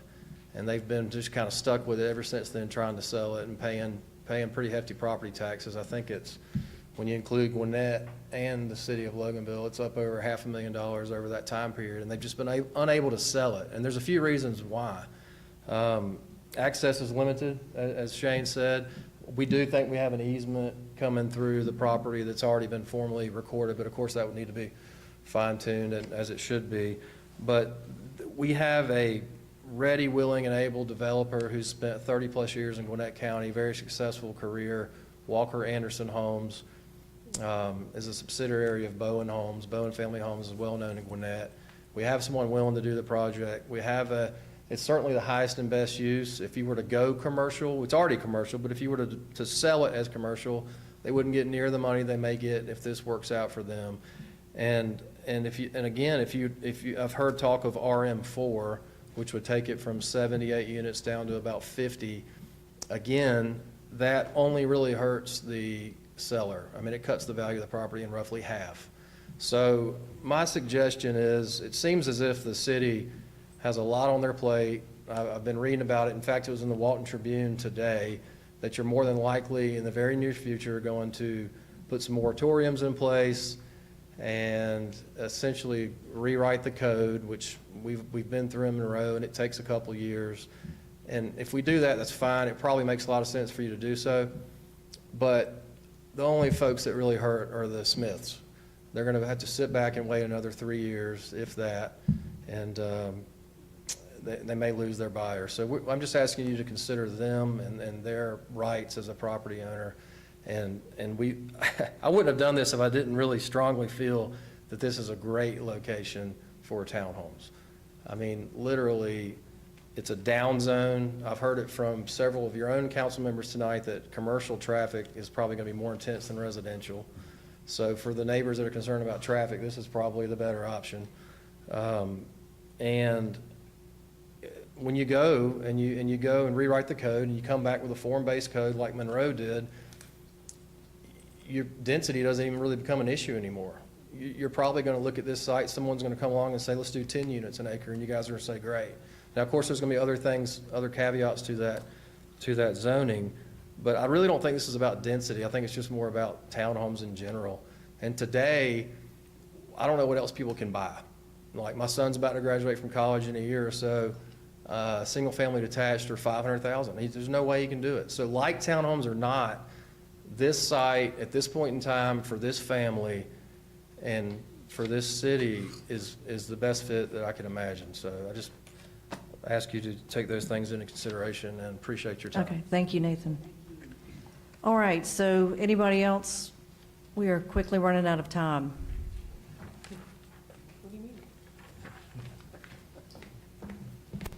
Hi, my name's Haven Rice, and I'm part of the Smith family that was just discussed. And my mother-in-law's here as well. We truly have been struggling with these taxes for years, and we're trying. I'm the realtor even too. We're not just, it was said once, we're just trying to make money. We're not. We're trying to save money. I mean, if my mother-in-law passes this down to me and my husband, I don't know how we can afford that, $10,000 in taxes on a property that we can't do anything with. We can't go build a commercial building. We don't have the use for a commercial building. And years ago, and it's the same for the Knights that are also selling, Coca-Cola came to us. They asked and convinced my husband's grandmother to sell this property to them and to zone it commercial. And then they went bankrupt and they left us with it all. And we've been stuck with it ever since. And we truly feel that residential for the residents on Pecan Street and Line Street is a better option because we're at a point we have to sell it. We can't keep affording to pay it. And we are gonna have to sell it commercial, and I don't know what that will mean, just like we talked with the last proposal, how much traffic that's gonna be. And personally, as just a person and a mother, I would rather have residents across the street in a townhome than commercial buildings looking into my yard where my children are and my family is. So that was our reasoning for going with these developers and trying to push it. And like they said, RM4, it's gonna cut it in half for us, and we've put almost that much money into it over the years in paying taxes. So that's just where we're pleading to. It's not a try to make money big scheme or anything. We're at a point of struggling as well. And all the owners, they're only getting older, and it's already been passed down for 3 generations. So, and it's not, everything's not affordable right now as it is, and that's where these townhomes can be really affordable to other people as well. And we're all young, starting out, and it's gonna get to where our families just keep passing it down to us, and we just don't know how to keep it up. So one way or another, we're at a point we have to sell it. But thank you. Thank you. Thank you. Okay, next on the agenda is item 2C, D, E, and F. Is the applicant here tonight? Yes, sir. If you'd like to come to the podium. And Paul, we do not have to read these into record, is that correct? Yeah, you're just taking up items C, D, E, and F together. It looks like it's 3 annexations as well as an application for rezone of parcels both in and outside of the city limits. And I understand there's been a request concerning a potential tabling. If you want to address that, that's certainly fine. Yes, sir, go ahead. Yeah, so I'm Kirk Felstool, here on behalf of the applicant, where I'm at 1105 West Peachtree Street, and we had requested that the item be tabled tonight. There's a question about, this is access onto Tuck Road, and its classification, and also there's a kind of a question about what the city and the county would like to see by way of improvement. So we had requested a discussion with the city engineer and the city staff. We've got a meeting scheduled for the 19th, and so that's why we're asking for this to be tabled, so that we have time to look at that and then hopefully craft a condition that works for everybody. Okay, thank you. Any discussion on this? Are you wanting it tabled for 60 days? Just until next month. Next council meeting? Okay. Yeah. Okay. Thank you. Okay, next up is case number R25-001. And Robbie, if you'll read this one into record, and we'll start the public hearing. All right, the case before you tonight is case R25-001, Manor Restoration LLC, who has filed an application to rezone 9.8 plus or minus acres located on Pecan Street in Loganville, Georgia. Map and parcel number is LG 040014A00, Walton County, Georgia. The property owner is Marie Womble, David Garrett, and Deanne Miller. The current zoning is R16. The requested zoning is RM6 for the development of a 44 townhome community. Staff recommendation, while expressing a lot of concern about the traffic infrastructure in the area, was to approve the project. Planning Commission also recommended approval of the project at its February 27th meeting, with the condition to plant trees in areas where buffer is less than 25 feet. Okay, thank you, Robbie. So this will be our second public hearing. And so I'd like to ask Mayor and Council to hold questions until after the public hearing is closed. At this time, I declare this portion of the meeting open for a public hearing. Is the applicant with us tonight? Okay, would you like to please come up and speak?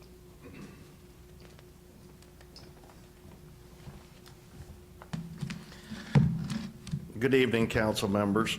Thank you for letting us present this project to you. We've been working on it for a little while, and with Robbie's help, trying to get everything correct that the way the ordinance reads.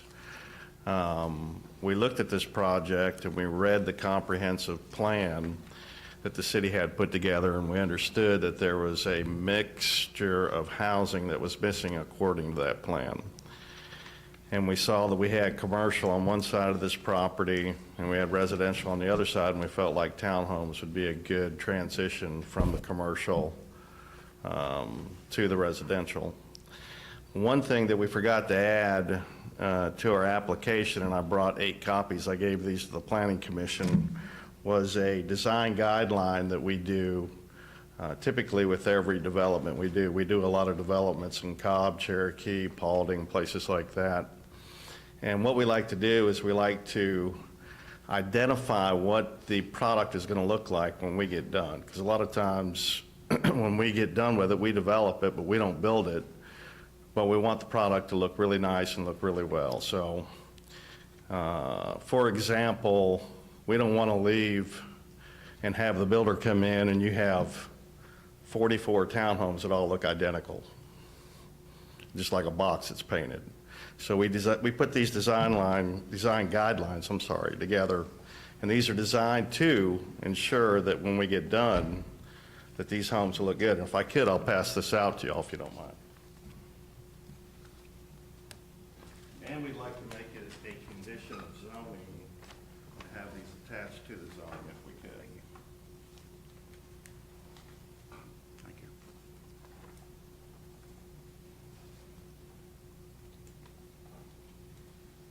So you're asking for this to be a condition?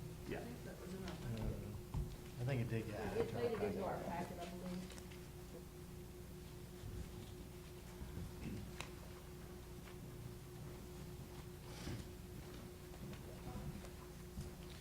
So you can see we're working with 9.8 acres. We did make the driveways on these townhomes very substantial. The driveways are from the back of curb to the front of the garage, 49 feet long. So plenty of parking space. The driveway will be longer than the townhome, literally. I'm sorry, how many feet? 49. So if you want to park 2 regular-sized cars, you could park 4 cars in the driveway and it wouldn't touch the sidewalk. And you have the garage as well. And those design guidelines make sure that each unit, when you're looking at the front of it, will have a different architectural look. It'll have to have different siding, a different gable, different color. They'll all look really good and they'll have to be offset. So what we're trying to do is bring a really good quality small townhome development to Loganville that's walkable to some of the stuff on 78. And we felt like it was a good project. And that's all I got for you. I'll take any questions you have. Okay, thank you. We'll continue with the public hearing, then we'll close that and have questions. Okay. Okay. All right, so is there anyone here tonight that would like to speak in favor? Anyone in favor?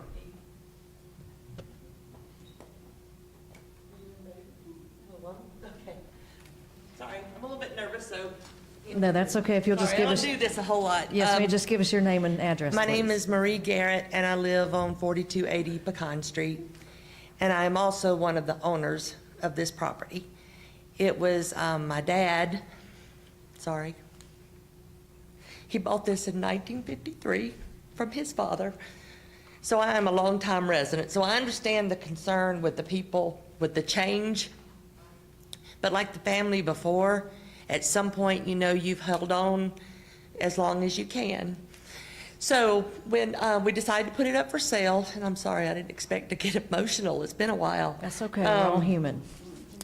When we decided to put it up for sale, we did talk to some of the neighbors. I met with the church and spoke with the pastor and some of the deacons and explained what was going to be coming potentially. They had always had a relationship with my dad where they would rent a little bit of the property for extra overflow parking. So I had to, you know, tell them that some of that might go away for them. And I talked to my neighbors, and I've been here a long time, so I understand the feelings that change brings. So also I was encouraged at the last meeting when the people spoke that the guys here actually took the time to listen and talk to them, and I think took into consideration some of their concerns that I hope makes it into this plan. I was also encouraged by the look of the neighborhood or the potential feel, and that they were willing to leave a lot of the green space and not pack in houses on every inch that was available to them.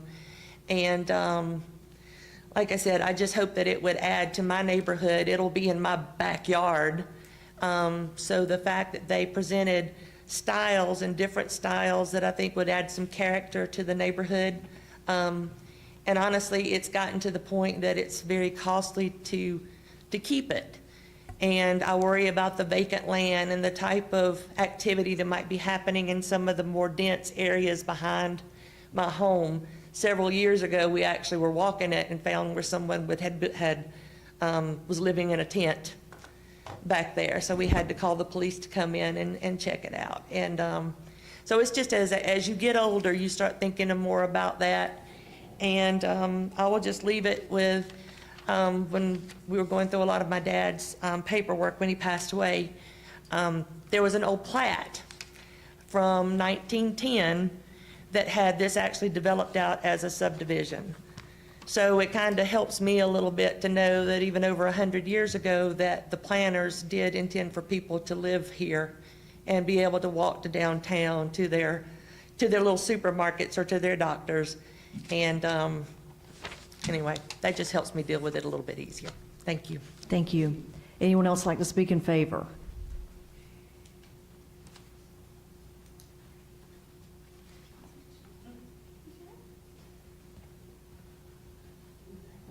Hello again. My name is Sophia Nunez Williams. I live at 4235. I see the rezone sign from my driveway every morning. February 27th, at the initial meeting, I came up and I was very much opposed to it. I am not in favor of so much change all at once. We moved to Loganville in 2022. You guys heard this last time, but when I first went to go see my house, one of the things my father-in-law and I did is we stopped and rolled down the windows, and it was silent. Coming from Roswell, that was glorious. That was beautiful. Loved it.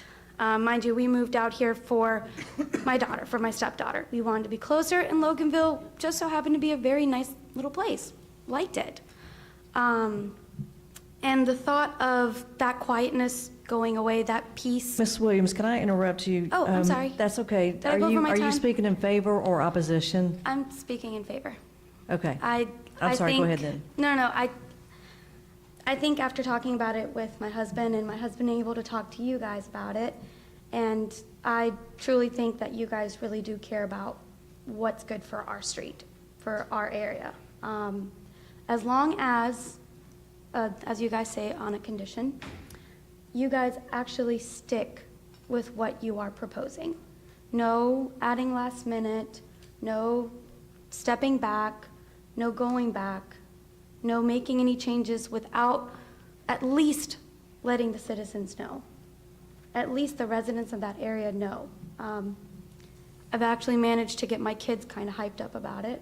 But like I said, just as long as you guys are willing to actually stick with what you're saying, and that the council understands that this is the condition, that I know I have no other say in this, but it's really important. We trust you guys as the developers, and trust me, it's very hard for me to trust developers. So I'm in favor of it. Thank you. Thank you. Anyone else want to speak in favor?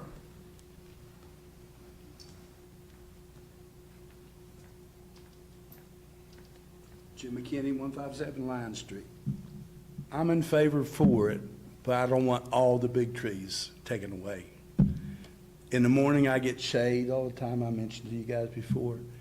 There's some trees that do be removed, and I do have a concern with that green space.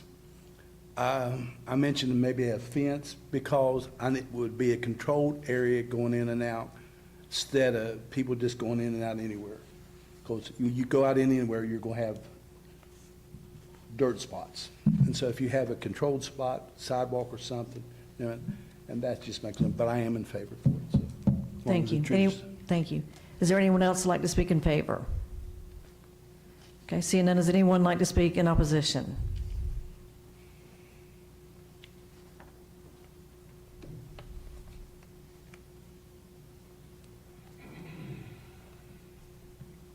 If you'll please just tell us your name and address. My name is Patrick Ellison. I live at 505 Woodbrook Way in Lawrenceville. However, my wife and I own property on Fair Street that backs onto this. It was a big surprise to us when this talk began. We didn't know anything about it.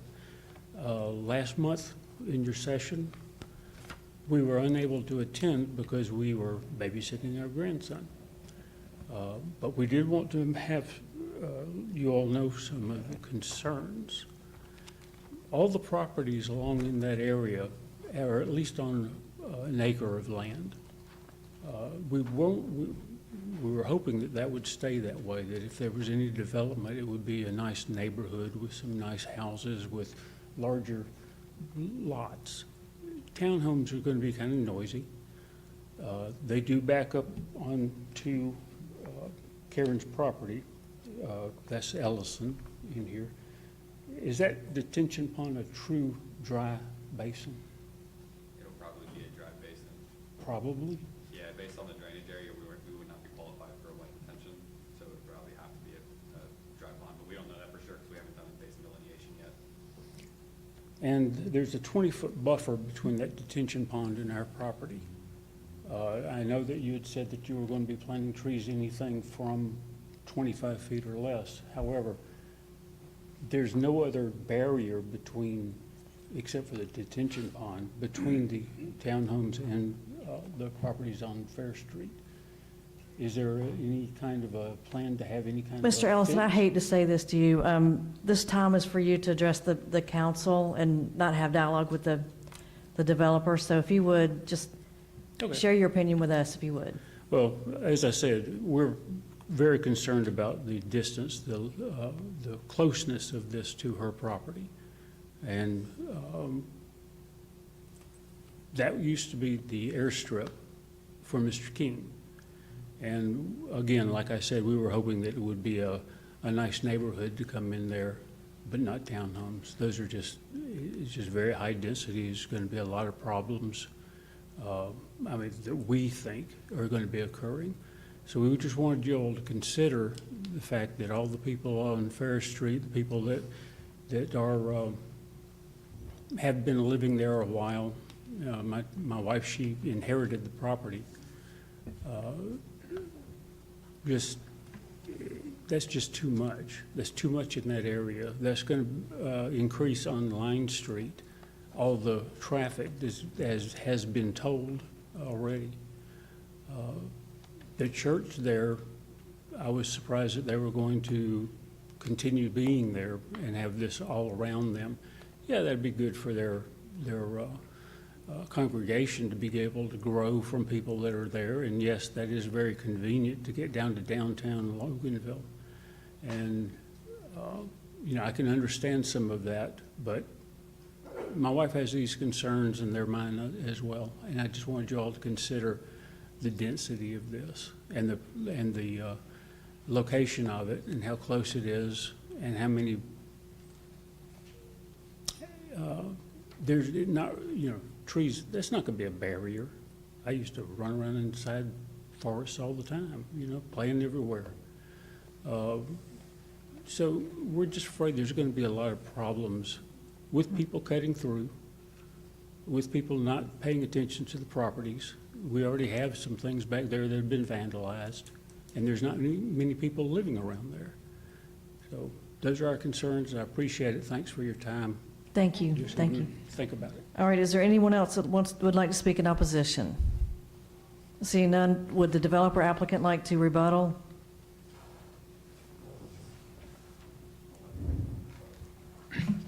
Hey guys, my name is Michael Brooks. I work for Goodwin Mills and Kaywood. I represent Mr. Smith as the engineer for this project, so I'm not actually the developer on this one. I would just be handling all the, again, the technical design. And I just wanted to, I forgot what your name was, sir, but I would like to address your concern because I would like to validate your concern, even though we were not, having a conversation here. I believe, and council, please correct me if I'm wrong, but I believe your concern about the planting within the buffer, the 20-foot between the detention pond and that property, I believe we got confirmation that we are allowed to vegetate within that buffer. So we would be, and I'm not the arborist, Bernie here said a really fancy word of a type of tree that we'd be using to plant. A what? Cryptomeria. And so we would be able to plant those within the buffered areas. And then there was a Mr. Twitty that made a concern last, during the planning commission, about having a pool. And we agreed that we would be willing to put up a fence there. Now, the detention pond, per standards, and my guess is that they would have to have some sort of fencing around the detention pond. However, we would not be opposed, and Bernie, I'm kind of speaking for you in this case, we would not be opposed to not only doing the cryptomeria trees, but also some sort of fencing, just as an additional screening, but also it would prevent folks from being able to walk through your property because there would be a fence right there. So we'd be happy to allow that as a zoning stipulation for this rezoning, just as a condition to make sure that that makes it in there and it addresses his concerns. Thank you. Thank you. And just know that our requirements for detention ponds, we changed. We go to 4-to-1 slopes. We tried to eliminate fences. Obviously, if it's a perimeter fence around the property, that's different, but we want you to make sure you're working within our guidelines. Okay, thank you. Okay, so I declare this portion of the public hearing closed, and we'll bring this back before the mayor and council for discussion and questions. Who would like to go first? I can. I actually have a question because your guidelines did make it into our packet. Excuse me, and I appreciated that. It gave me a lot to look at and to take away from that. I do have one question. I don't know what page it would be of yours, but under the design review board, where it says the formation of the DRB, you have it listed for Ladd's River Landing.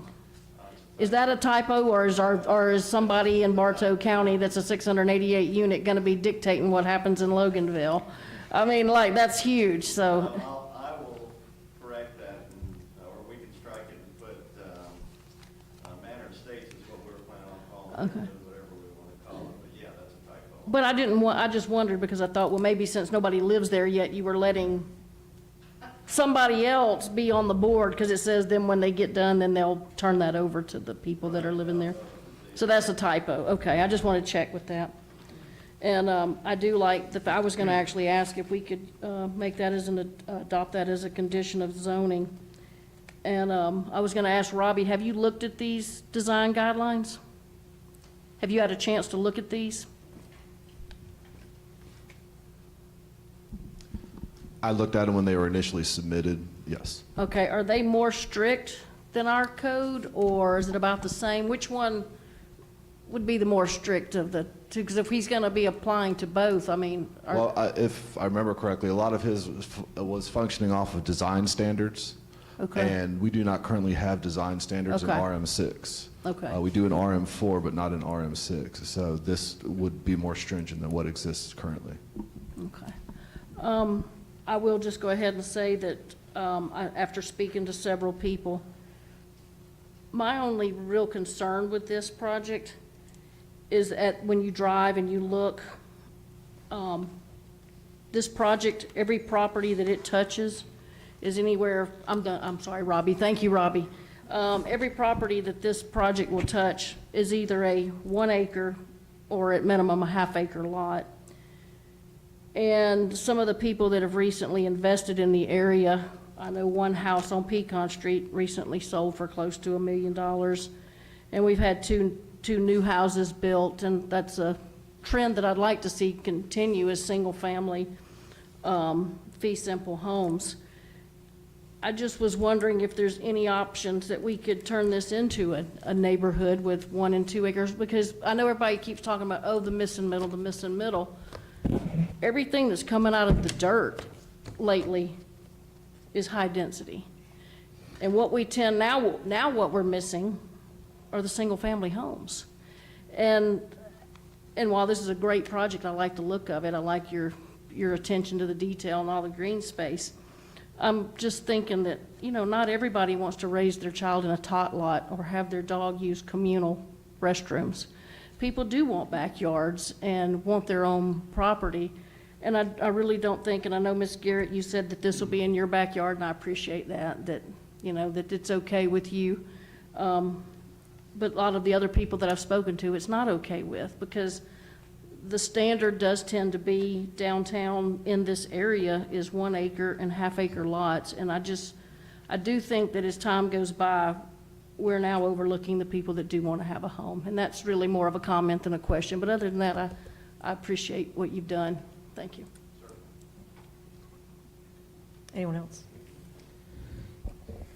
I know on Thursday we won't get a chance to talk, but I want to make sure, is a fence what you had in mind that would separate your property from this project if it is approved?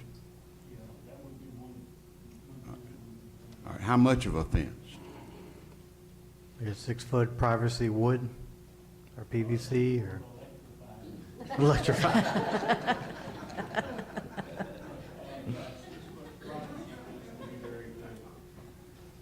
And we're hoping you don't have to put a fence around the detention pond, because 4-to-1 slope is not required. However, that should give you some capability of putting more fence in other places. But I don't think that's a very excessive request, to be quite honest. Yeah. Absolutely not, no. We want this to be, you know, a really nice-looking townhome development. We don't want it to be the one where you drive by and you're like, oh, wow, they're all the same color, they're all the same shape, they're all the same size. You know, when we do these in other municipalities, we do it because we want them to be unique, nice, and a great transition. So when you got $1 million house sitting next to it, you know, some of these we're doing one in Alpharetta now, it's 16 townhomes, and they're gonna be $900,000 a piece, and the same design guidelines that we're putting here. So we're okay with extra fence and all the little things that make it really boutique-y, if you will, for a townhome development. We don't want it to be your everyday townhome development. So Lisa, on Thursday, we need to make that a condition of this project? Already You got it. got it? Okay, thank you. I used to clean out these ponds for Chad County, and there's a lot of your children that's. Sir, would you mind coming to the podium so we can all hear you?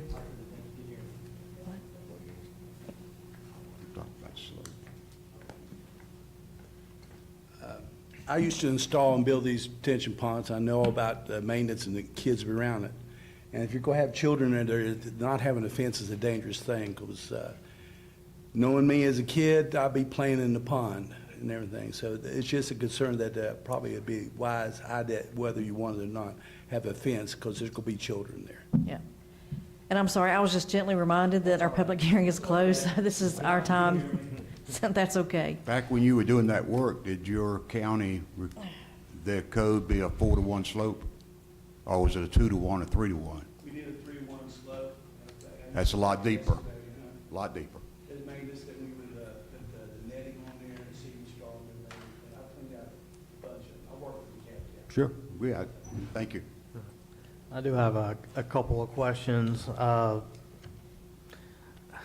know high density gets thrown a lot when it comes to this missing middle, and a lot of us that understand this truly is missing middle. This is for the longest time, people only built single-family, or they built the highest densest zoning that they could, which was larger than RM8, which is the highest we've ever had here.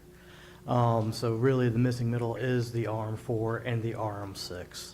So if anything, it's the low end of dense, other than single-family. So there are some of us that kind of get that. But I had a question about the walkability of it. I understand the design guidelines. I think that's great for the walkability. I know y'all heard me earlier say it's not just about having sidewalks. It's the variation and, you know, stuff like that. Is the only way to walk in and out of the neighborhood gonna be on Line Street? So the only way to walk in and out on Vine Street. Just say they want to walk to downtown Loganville to go get anything, or they gonna have to go the long way around? So forgive me, I'm not necessarily from the area, so I'm not entirely sure where downtown Loganville is in reference to this. However, we would be able to, just looking at where our parcel abuts the roads, I'm sure we could probably add some sort of trail system through that open space area, kind of on your page top left, and get it down to Pecan Street, whatever you prefer to say. And so that way you'd have access off of Line Street and Pecan Street. Okay, yeah, because I know, because looking at the map, I saw y'all had multiple connection points. So I'm not gonna say I would be asking for like a 8-foot wide trail or anything like that. Because I do want y'all to protect as many of the trees that you can and plant where you need to as well.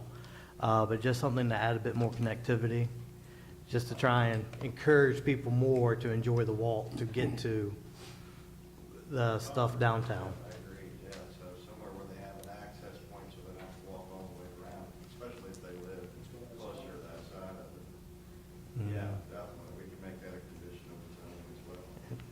I know it's not in y'all's plan, but I know when we designed the guidelines for the detention ponds, I know you're probably not at this stage yet. You have to do your, to see about the dry ponds and all that, but 4-to-1 slope. I know a lot of these kind of developments, kind of in y'all's neck of the hood, kind of amenitize those as well. So I know back in the day when they were like, 2-to-1, 3-to-1, stuff like that, they were deep holes, stuff like that, where these are, I used to cut lawn, I used to do retention ponds as well and keep them clean and make sure that the drains were cleaned out and all that so they function right. And I had a lot of those contracts. But a lot of these, they get mowed very frequently because they're easy to mow and stuff like that. I know y'all might not be there yet, but have y'all done some that have had amenities in them before, like even if it is just seating or something like that, make it more park-like instead of just a deep hole in the ground? Some of the things we've done is we put park benches around them for seating. Do you mind coming to the podium? No, not Thank you. So, all the things you're talking about, we would do naturally anyway, so we want to make sure that folks, if they get out and they get around and they want to sit there and they want park benches, we'd put those in. The open space you see next to the church was a toss-up of, the folks wanted to see a lot of the trees stay there, and we, of course, agree with that. We don't want to just clear cut the whole entire site, including that lot, if there's no real purpose to do it. So obviously there, we'd have to put some park benches or something like that in there for people just to be able to go over there and sit in the trees, if you will, in a more peaceful setting. And that's completely up to y'all, I understand. But since this land already has to be disturbed to be made into the detention. Right. So you could potentially save more trees if you could do your benches and stuff there instead of having to take down and do like a whole park, kind of, which is not in your plan, but. No, you're right. It like becomes another amenity. It does. It becomes another place for people to go over and sit, and, it depends on do they want to get in the shade or they want to be out in the sun or they want to be in the open. But yeah, we're definitely open to all that. Awesome. Thank you. You're welcome. Lisa, this question is for you. For continuity's sake, on the Line Street project, did we require sidewalks along Line Street, the one out at the end there? Did we? Outside the neighborhood? Yeah, did we? Okay, Just I right don't in front see of them on it. this No, map. on the That's what I outside. was, okay. just for their property. I know, but correct, I yeah. know, and I know that's kind of, because Correct, there's Robbie? sidewalks that go to nowhere, but I don't see them on this map. I just wanted to make sure that that was something that Yes, would be. sidewalks that go to nowhere are required. I want to piggyback off of Brandon's walkability. The staff report says that condition of the road is becoming a safety hazard due to its narrowness and lack of curb and gutters. There would also be some traffic safety concerns about the driveway to the complex without a decel lane. I think that was discussed. I know in the Planning Commission, there was a member of the commission that said she was driving down the road and encountered a school bus and literally had to pull off the road. I don't know about walkability on any of those streets over in there because they are narrow and dangerous if you're walking them without a sidewalk. So I don't know anything else to say about that, except I don't think walkability is something that we can even look at. To have downtown to succeed properly, you need to have walkability in your downtown as a whole. And this isn't pertaining to this project, but we need to look at about doing sidewalks and adding sidewalks all throughout downtown. I agree. So they might go to nowhere now, but not forever. Well, I don't They think she's will saying that. eventually I come think what she's saying is, can you even fit a sidewalk there on Line Street? Is that what you're saying? No, I'm just saying that we need, Brandon was talking about we need walkability, which we do, but we're not gonna get it unless we add sidewalks, because funds that's to a it. dangerous, those streets are narrow. And, it would be hard to, like I said, the school bus, she had to pull off the side of the road so the school bus could get by. So I don't, Takes them off of the streets and onto the sidewalk. right, yeah. So that's a bigger problem as us as a city to talk about at a later point. But I'm in favor of coming up with a sidewalk plan I agree. for downtown.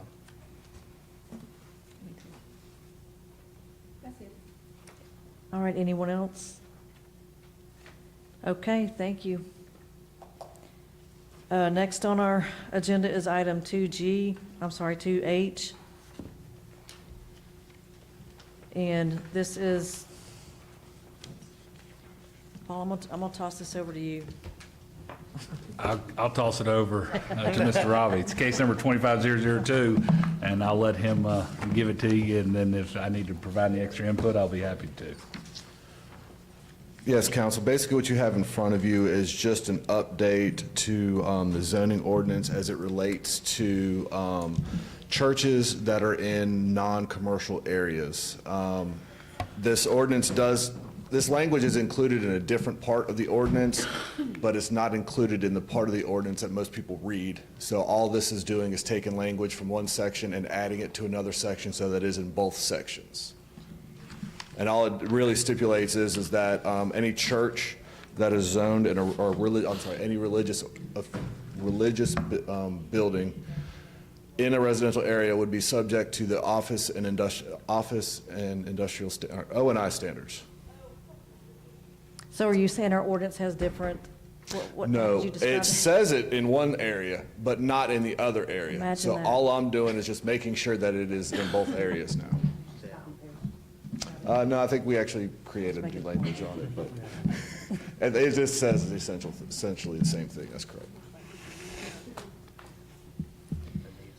Okay, thank you, Robbie. And Paul, it's been so long since we talked about this at the early of this meeting. Remind me again, This is a public hearing because it's a change to your zoning ordinance, so you'll need to declare the public hearing open yes.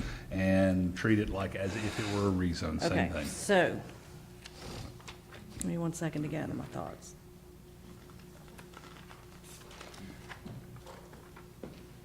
Okay, so I'll declare this portion of the public meeting open. And there is no applicant, so Robbie's already spoke. Is there anyone here that would like to speak in favor? Anyone like to speak in opposition? Now declare the public hearing closed. And we will vote on this Monday, or we're done? Thursday. This will be ready for you on Thursday. Okay, so we'll take a vote on Thursday. Okay, last on our agenda is item 2I. And what I really wanted to do here was just to give an update to the committee meeting. The Planning and Development Committee is myself, Brandon, and Patty.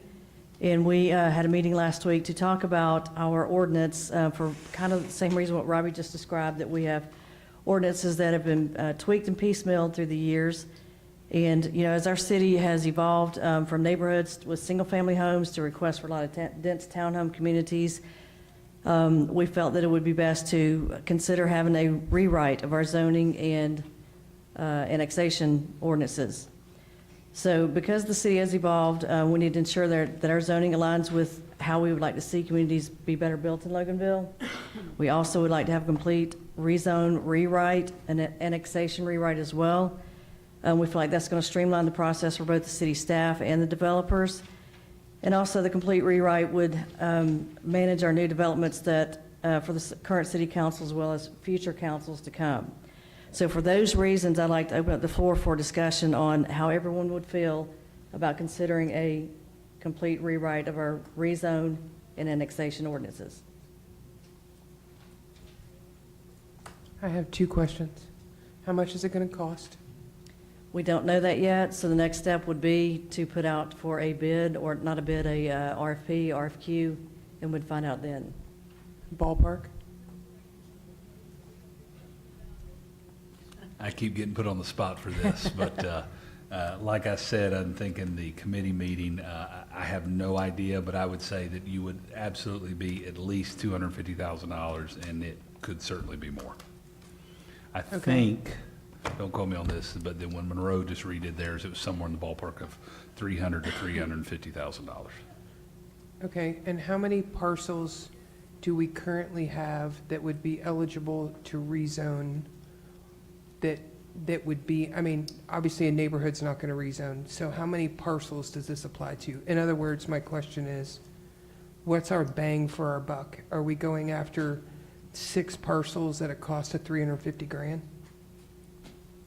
Well, I don't know the answer to that because I don't work for the city, but I will say this. I know that we do sit up here month after month, and as we talk about cases, we talk about the same things. And if we were able to address things like how long are the driveways, do they fit full-size trucks today? Let's talk about the street width, let's talk about this, that, and the other, that we could address a lot of that and clean it up. Staff has also expressed to us in the committee meeting, they supported this because we have a lot of stuff in our ordinances that's over here, it's also over here. So to answer your question, I don't know how many parcels, but. Well, it wouldn't actually. I don't see it as just being the parcels that are available because it seems like a couple of times a month, I mean, a couple of times a year, several times a year, we get asked, can we annex in? So it would also be annexations and bringing when somebody wants to come in so that they also we would have, because we don't know, somebody might want to annex in 150 acres next week. We don't know, you know? So it would cover for future. I think your question is better for staff to answer if you want to know how many parcels. Gosh, I don't know how you could answer that. Hi, Robbie. I'm assuming you're asking the question, how many undeveloped acres, or how many undeveloped lots are there inside the city? Is that correct? Or are you just talking about ones that are large enough to be developed into multiple housing options? Well, I mean, the way I look at it is what we're trying to do is to shore up our RM4, RM6, our multifamily, and our PUV. That's what it seems like to me. Downtown So overlay. is that accurate? And annexations. Downtown overlay. And the downtown overlay. So, I mean, I know downtown exists, but the other ones that I just mentioned, do you have a ballpark of how many parcels that we have that could be one of those zonings? For PUV, you would have none. Okay, I don't think that there's a 30-acre tract left in the city. okay, But keep in mind, that is our only mixed-use zoning. There is no other mixed-use zoning, really. I mean, you can get away with it a little bit in the Main Street district, but there's no other mixed-use zoning that exists in the city. right.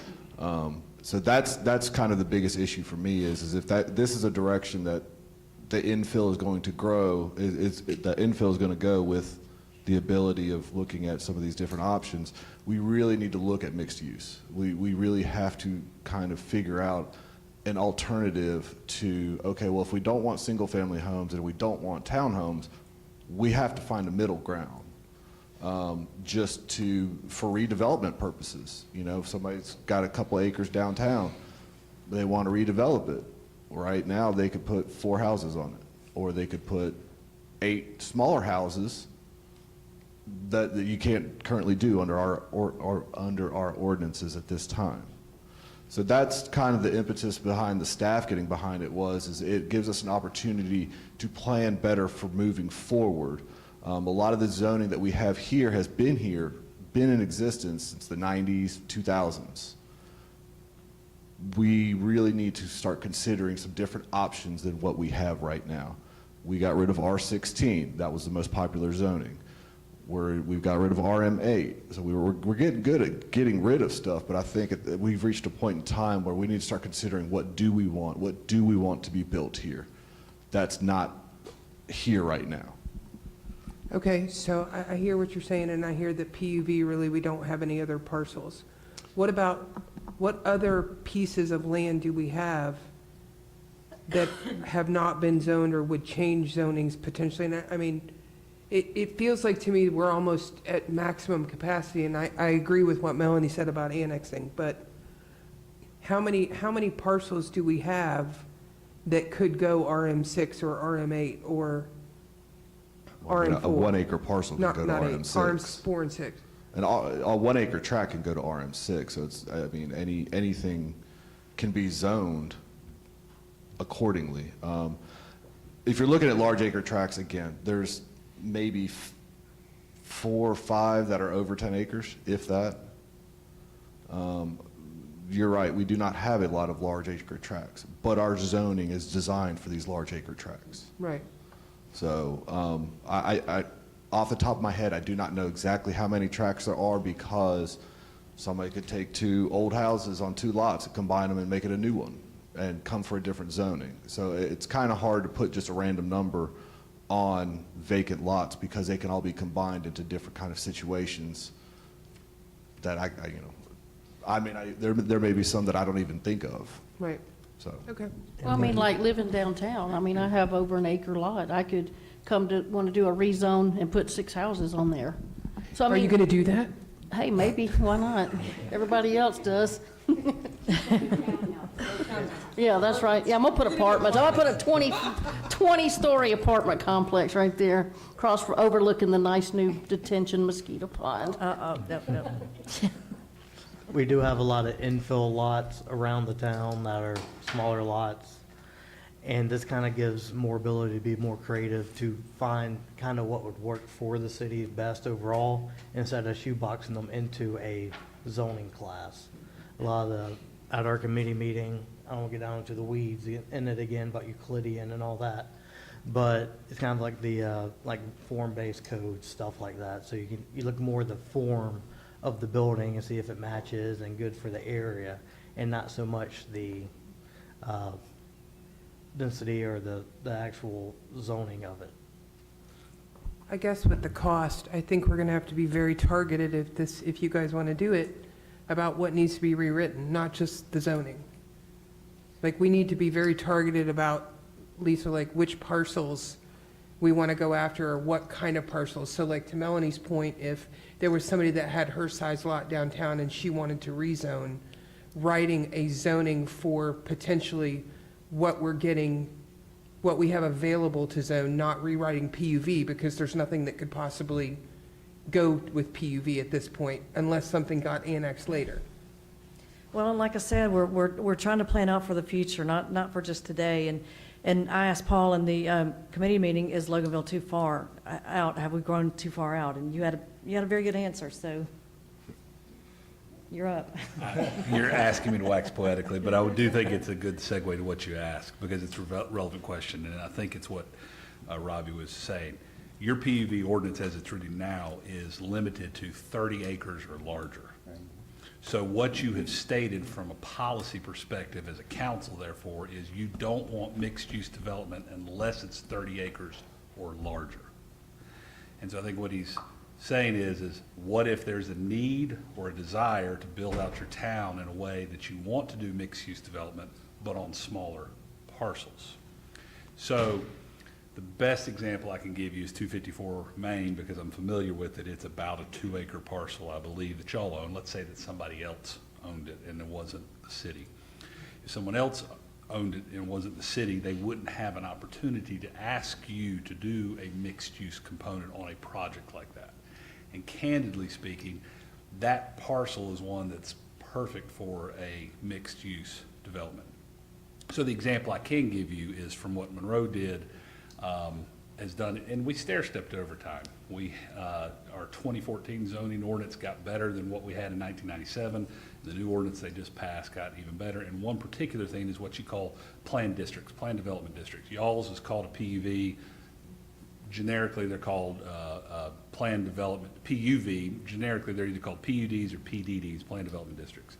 Our limit was at 10 acres. Monroe's was 10 acres. And then we changed it to encourage infill development down to 2 acres or larger.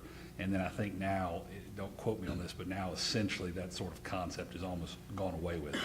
The size of the lot doesn't matter as long as the form is built. So, I mean, that's the short answer. She asked, is it too far gone, or are we too far built out? So when you redo a zoning ordinance that takes into account more of the form and also focuses more on the walkability and gets away from the traffic, the auto-centric and more of the pedestrian or people-centric concept, one thing that also comes into play is redevelopment. So I can't answer your question because I just don't know. I'm not a land planner. I haven't done an inventory control study on all the land that's available in Loganville. But the concept of rewriting the ordinance is not just saying, well, we don't have any more 30-acre parcels. It's saying the ordinance isn't giving us, it started with what Councilmember Lisa said when she said, we're not getting what we want with the way that we're building now, so how do we get there differently? And the short answer is if you want to build differently, you have to change your rules to encourage a different type of build. So the PUV dimensional requirements are really the poster child example. The only ordinance you have on the books that allows multi-use or mixed-use developments is a 30-acre or larger parcel. Well, I mean, I'll just say we don't have that many parcels. So if you want mixed use, you either got to change your ordinance or you got to find more dirt. And so I think that reworking your ordinances gives you the opportunity for redevelopment. So while there may not be a lot of parcels that are undeveloped dirt available, I think there's a lot of parcels that I don't know about because I haven't studied your inventory that are redevelopment worthy, meaning what they are today may not be what they're going to be tomorrow. So the short answer is a great example of how to change your ordinance is to write a mixed-use development component, whether you went form-based code or not, but write a planned development district component that took into account the realities of we need to redevelop parcels that are much smaller than 30 acres. Well, like I said, the one on Pecan Street, not the one by the church we just got to talk about, but the other one that's backs up to Chicken Salad Chick and all that, I said that would have been a prime location because the residents over there wanted commercial, but yet you could have had your mixed use where you could have had your apartments and your things. That would have been a prime thing, but Robbie said it didn't fit because it wasn't. Yeah, I think that's a great 13 acres. example. So I mean, I don't that's- want to speak to this current rezone you have. No, but I'm just saying when that's you end an up with example, parcels, but when you right. have parcels that are sandwiched between residential, traditional, old school residential, single family detached and between commercial, those you generally are considered prime spots for mixed use to where you bring a little bit more intensive residential use next to the commercial that's and some commercial components to where they're not only walkable, but they're also integrated, whether you have live work, whether you have retail below and loss above, whatever the case may be.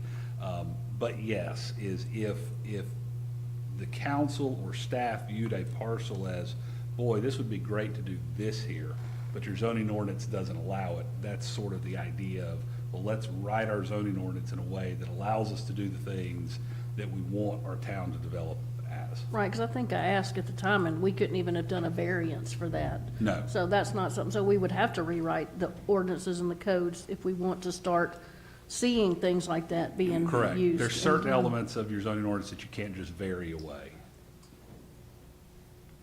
So I'm generally in favor of quality-based selections.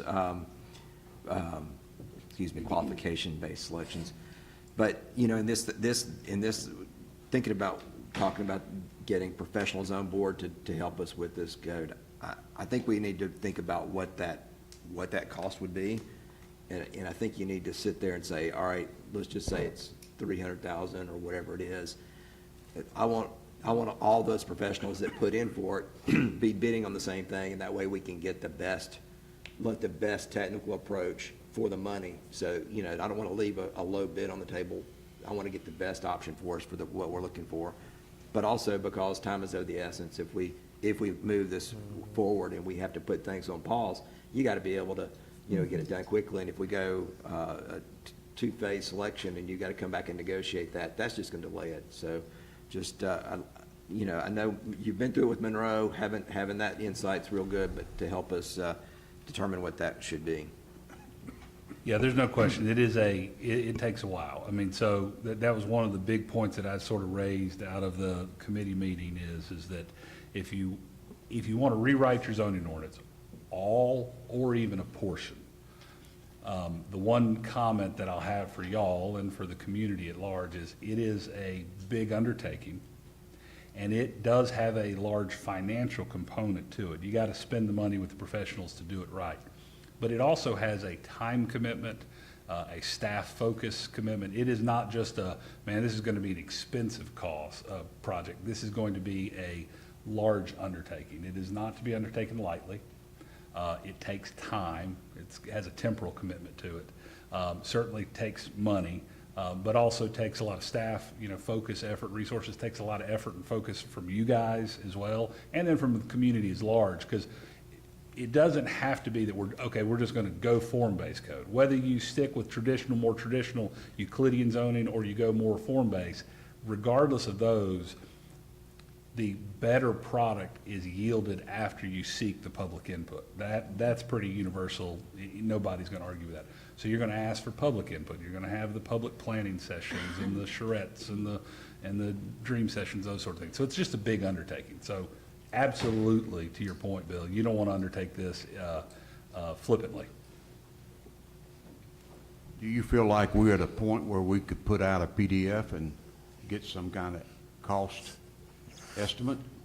Yes, it doesn't cost anything to get an RFP, RFQ out there, and that can be done in short order. So, Because we brought this up in the committee, is we don't want to just talk about doing a moratorium and do a moratorium and then sit on it for 6 months until we get a professional or anything like that. I'm not saying we rush it, but I say we go ahead and start on it. I don't want this to take, 5 years, 3 years. I don't really want to take 2 years.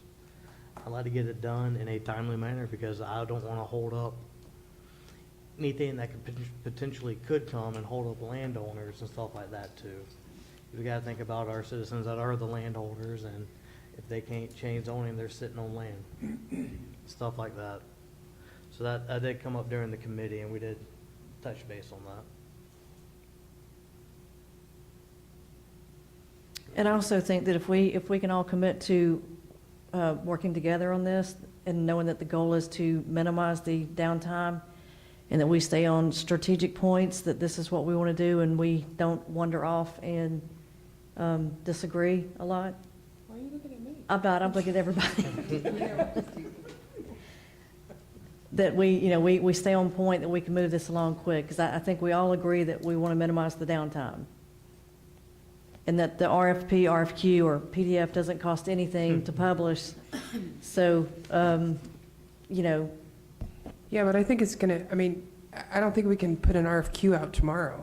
I think you can't just say, we're gonna rewrite our zoning. It has to be very specific about what our goals are and the accomplishments. I think it'll take 30 to 45 days to get the scope of the RFQ put together. And then another 30 to 45 days to get responses, so that's 3 months. And then, well, again, how available is everybody to work swiftly on this? How available are we? we're still sitting here, and this is your committee we're still talking about, and it's almost 9. Well, Paul, you would be the one that writes the I'm just teasing the you. RFQ. I'm just teasing. What will our role be? Do we know what our role will be? Yes, your role will be to, if you proceed forward with an RFQ, RFP, to ultimately interview and select the design professionals, to budget appropriately the funds to do the project, but more importantly and ultimately, this council, whomever is sitting on it when it is time, would be to then determine and pass updated legislation of your new zoning ordinance. So the buck stops with all of y'all.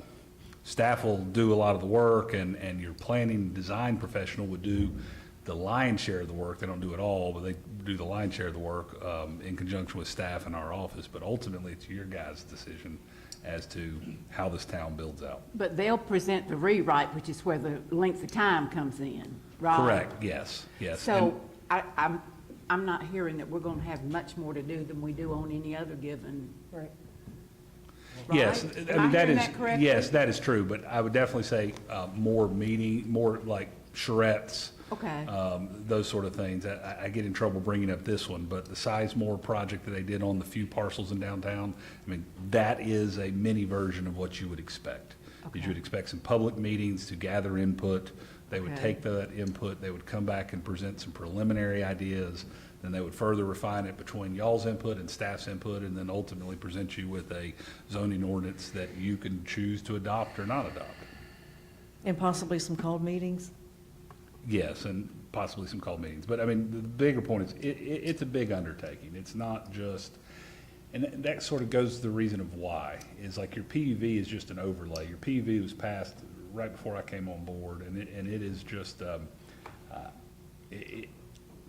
it is, well, it's not an overlay, but it is using my words, these are my words, so it's very piecemealed. It's extremely piecemealed. And when you talk to land planners who look at it, I mean, that's just what they're going to tell you, and it's no fault to anybody's, but at the end of the day, it appears to be a zoning ordinance. It was written with lots of different inputs of folks involved, and as candidly and as honestly as I can tell you, no one that was a land planner provided input on that. And that's the professional wheelhouse that you need me to help you write it. You need the legal, but more importantly than the legal, you need the land planner to give you the direction on how you want your town to build. And that's the component that you need to have in place. That's my suggestion. Danny, can you tell us your opinion? You put it so poignantly last time. Opinion, so. If y'all want to rewrite the code, then we need to do it, and we need to do it now and be done with it and not piecemeal it like we've done other ordinances.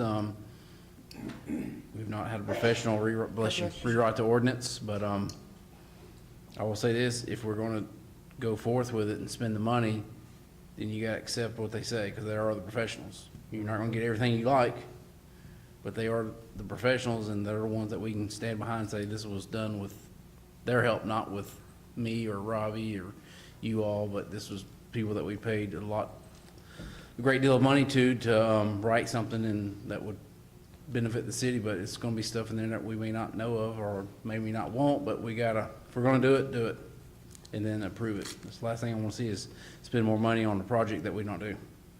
Right. So. It's just an understanding. Oh, yeah, right. Small. Well, and I guess, I mean, let's just all be honest and realistic. It's March, you know, let's say it's 60 days before you find somebody and you get the RFQ done, and then they've got to do the work, then we're looking at September. So this becomes a campaign issue. And it gets pushed because nobody wants to do anything in September or October when people have already declared, and now we're looking at January, which is fine. I think that needs to be stated and accepted and also not become a campaign issue. That's a Because valid there's point. too much we stop doing in campaign years in like September, because people have declared nobody wants to touch anything with a 10-foot pole. I'll just throw this out there for you. It is unrealistic to expect that you could complete it within a 6 to 9 month window. This is usually a 1 to 2 year process. Well, but I think Lisa was talking about a 6 month, and so a 6 month isn't realistic. So are we gonna stop all zoning for 2 years? It is done on the regular. I, That is y'all's decision to make, but that is done as things are needed to be done. that'll be a decision for you guys to make. Yeah, and I don't think I've ever said it'd be done in 6 months. I think what I said was 180-day increments. If we were to move forward and do a moratorium. But 180 days is 6 months. We'd have to reinstate another moratorium in 180 days if we're not ready to open it back up. You can only do the moratorium for 6 months. And there's no action for us to take right now tonight, but I do want to kind of ask just a straw poll, each of you. If you were, could you get behind this or not tonight? Brandon? I can. Our code is a mess. We have a lot of infill that at this point needs to be creative and stuff like that. So I'm for it to have professionals come in. I do see some headache, so I do agree with Danny. We need to stick it through, listen to the professionals and see what they have to say, not back out because we don't like one or two things that they come up with. So we can all work together on it. I'm good with it. Okay, thank you. Melanie? I'm good with it as long as we can sit in a room and be civil with each other when we are going to come to the point where we are negotiating what type of zoning we're going to do, and not one group or the other just tries to steamroll and roll over the other. If we'll truly listen to each other and each other's concerns, and if everybody can make that a promise, yeah, I think we should, because this town is getting away from us. Okay, thank you. Skip? It's a really hard decision to make based on the fact that we don't really have anything to go on about the cost, but probably $300,000 to $400,000 is where we're going to be. I don't know that we have enough information right now to even tell a planner what we want. You get that feeling, Paul? And then we're talking about being nice in our meetings, and that's great. But everybody's ideas is not going to be adopted. I mean, it's just not going to happen. Somewhere a decision's got to be made on some of this stuff and how we pursue. I mean, we can do it nicely, but Okay. decisions have to be made. Sure. Bill? So, I mean, you plan on what Melanie said too. I mean, you know, we've got a set of ordinances that we've struggled with. I've seen at GMA, seen opportunities from other cities that can make things better, and I think we can sit down and work through this, and the outcome's going to be better. So yes. Okay. Ann? I recognize that our code needs a revamp, and I understand the PUV piece and, 30 acres is, I get all that. But what's before us is like saying, well, we need to improve the plant, let's spend some money. It isn't specific, and all the crap that we hear about, I mean, all of the feedback, and by crap, I don't mean that the comments are crap, but all of the negative feedback we get about spending money for a study, we need to be able to specifically ask and state what we want somebody to rewrite.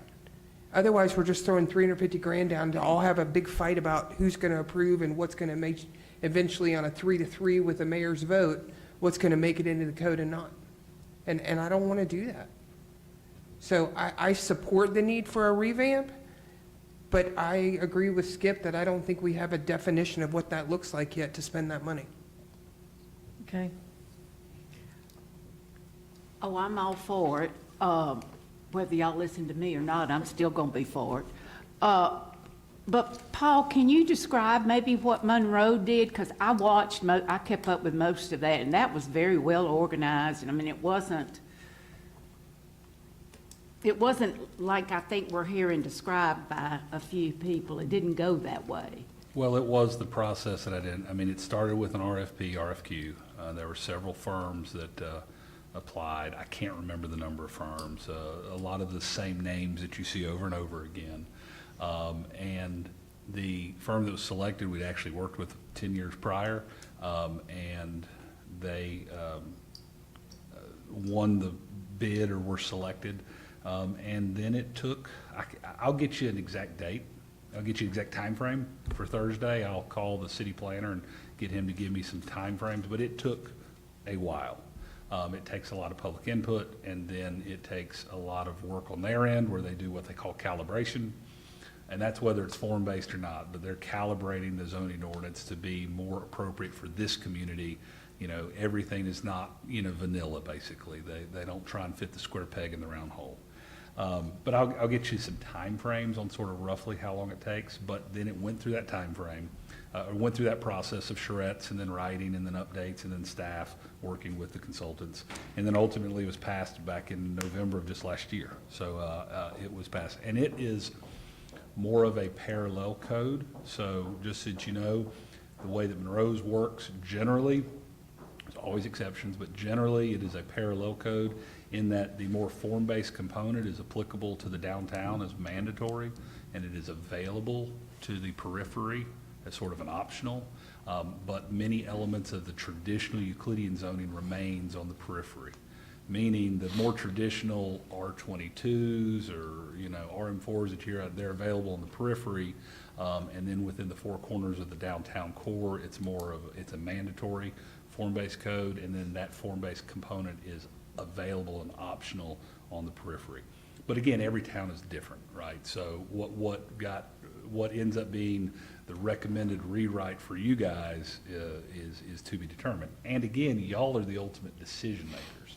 So I hear Danny's comments, but also, you know, you could go through this process and you can say, this is great, but we just don't want to adopt this, but we do want to take this component, this component, this component, this component. And the land planners or the professional may say, we don't recommend that. But y'all say, no, that's what we're going to do, and you can choose to do that. Meaning you may just update PUV or just update RM4 or RM6. You may do that. You can also do that through the RFP, RFQ process. You can ask for sort of line items, if you will, so that if you need to sort of select, well, we don't want to do all of this, we want to do that. The question was asked in the planning committee meeting about what if we just do residential and don't do commercial? And that is absolutely an option should y'all choose it. My only sort of advice, hesitation was it's a long process and it is an expensive process. I do think that there's going to be some economies of scale there to do it all at the same time versus trying to piecemeal it. And you may not be willing to go through the effort of it again a second round too. Just the process is long and drawn out. But that's for you guys to decide, but we'll help you any way we can along the way. But to Ann's concern, we're not a penny out of pocket up until we actually hire someone. That's correct. So to go through the process of interviewing these people, them telling us what they can do, and then what it would cost, at that, we're not a penny out of pocket at No, that it's point. just- And then we can go, it's you just know what, staff. that's gonna be more than we want, and we Correct. toss it out. Yeah, that's just staff time Right. of heading towards the process. You're not a penny out of pocket until you select the contractor or the professional and you agree to whatever the terms of that engagement are. Right, we might have 4 people that come to us, we interview them all, we don't like any of them. We just, Correct. We're You say done. no thanks and you keep on Yep. moving. Okay, good discussion. Is there anything else? Mr. Mayor, I think that is all I have. And thank you for who brought dinner. Are you sure, Lisa? I'm good. We can give We you got a another couple more hour if issues you we need. can cover, don't we? What do you need from us this month, or if anything? Do we need a resolution? We need anything? Are we still deciding? So we're gonna table this until the committee comes back to us again? Is that what we say? I think we're not done with the agenda. Let's just keep moving. Well, I understand. Follow Lisa's orders. Keep moving. She said she was through. I understand. All right, we'll move ahead now to Finance Human Resources. Are you ready, Ann? Ann Hunsinger. I've been ready for an I hour. understand. I'm just kidding. So I have before you the engagement letter for the fiscal year audit coming up. But Danny, I have a question for you. It's from Kathy. She had a question about, she had a good question I don't know how to answer. She asked, oh, shoot, my battery just died. She asked about, will you ask, because literally my battery just went bloop.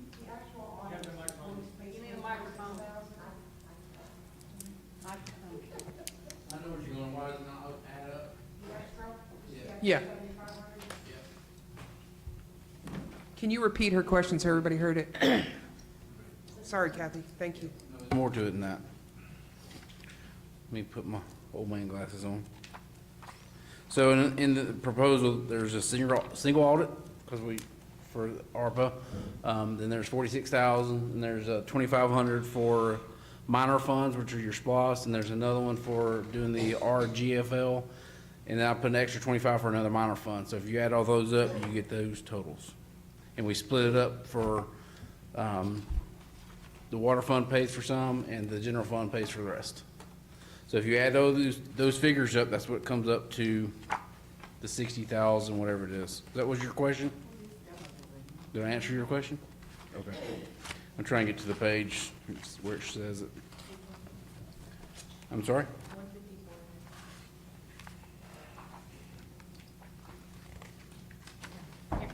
I got it.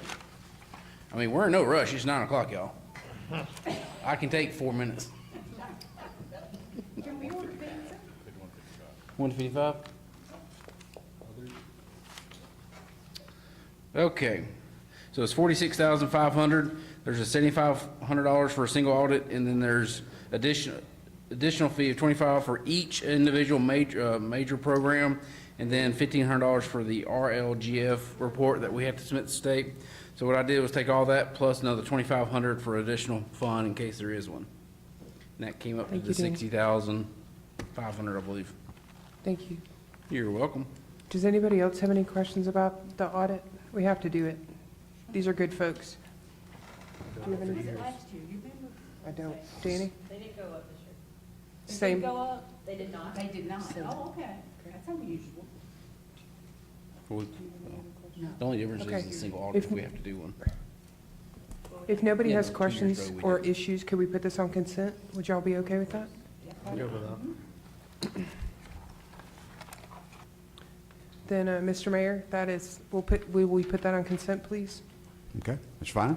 And I gave all my time to Lisa again, so that's all I got. I understand. I think we all did. Could we maybe take a break, or should we just go if we have to go? I think we'll go quick. You want to step away for a minute? Yeah, I'll just step out. We'll go ahead and go. All right, now we'll move to Public Safety Committee. Are you ready? I am. Melanie Long. I have nothing tonight, Mayor, thank you. Well, that speeds us up right there. All right, now we'll move to Public Utilities Transportation Committee, Bill Duvall. Thank you, Mr. Mayor. I have 2 items on the agenda tonight. The first item is the Covington Street Stormwater Project. So there was a utility in the way, and they had to change the pipe. And in doing so, they changed from a pipe to a kind of an arch pipe. And in doing so, you can't use a precast riser for the manhole, so they have to do a brick manhole. So the change, and that's part of it. And then the other part is they're going across the road with the utility cut, which would have put back in concrete. But the change is to put back same amount of concrete, but to put an asphalt layer on top of it so it blends in. Anyway, the total change order for this is $12,591.02. Let's see. Anyway, any questions on any of that? Well, there's most change orders. It was determined that it had to be done. There's a typo, so just real quick, change order for 371, not 374. So 371 is the ARPA. Just Danny. a typo. Where's that? Where is that, Danny? Item A, 5A, it says the line item 374-6500-. Okay. That needs to be a 371.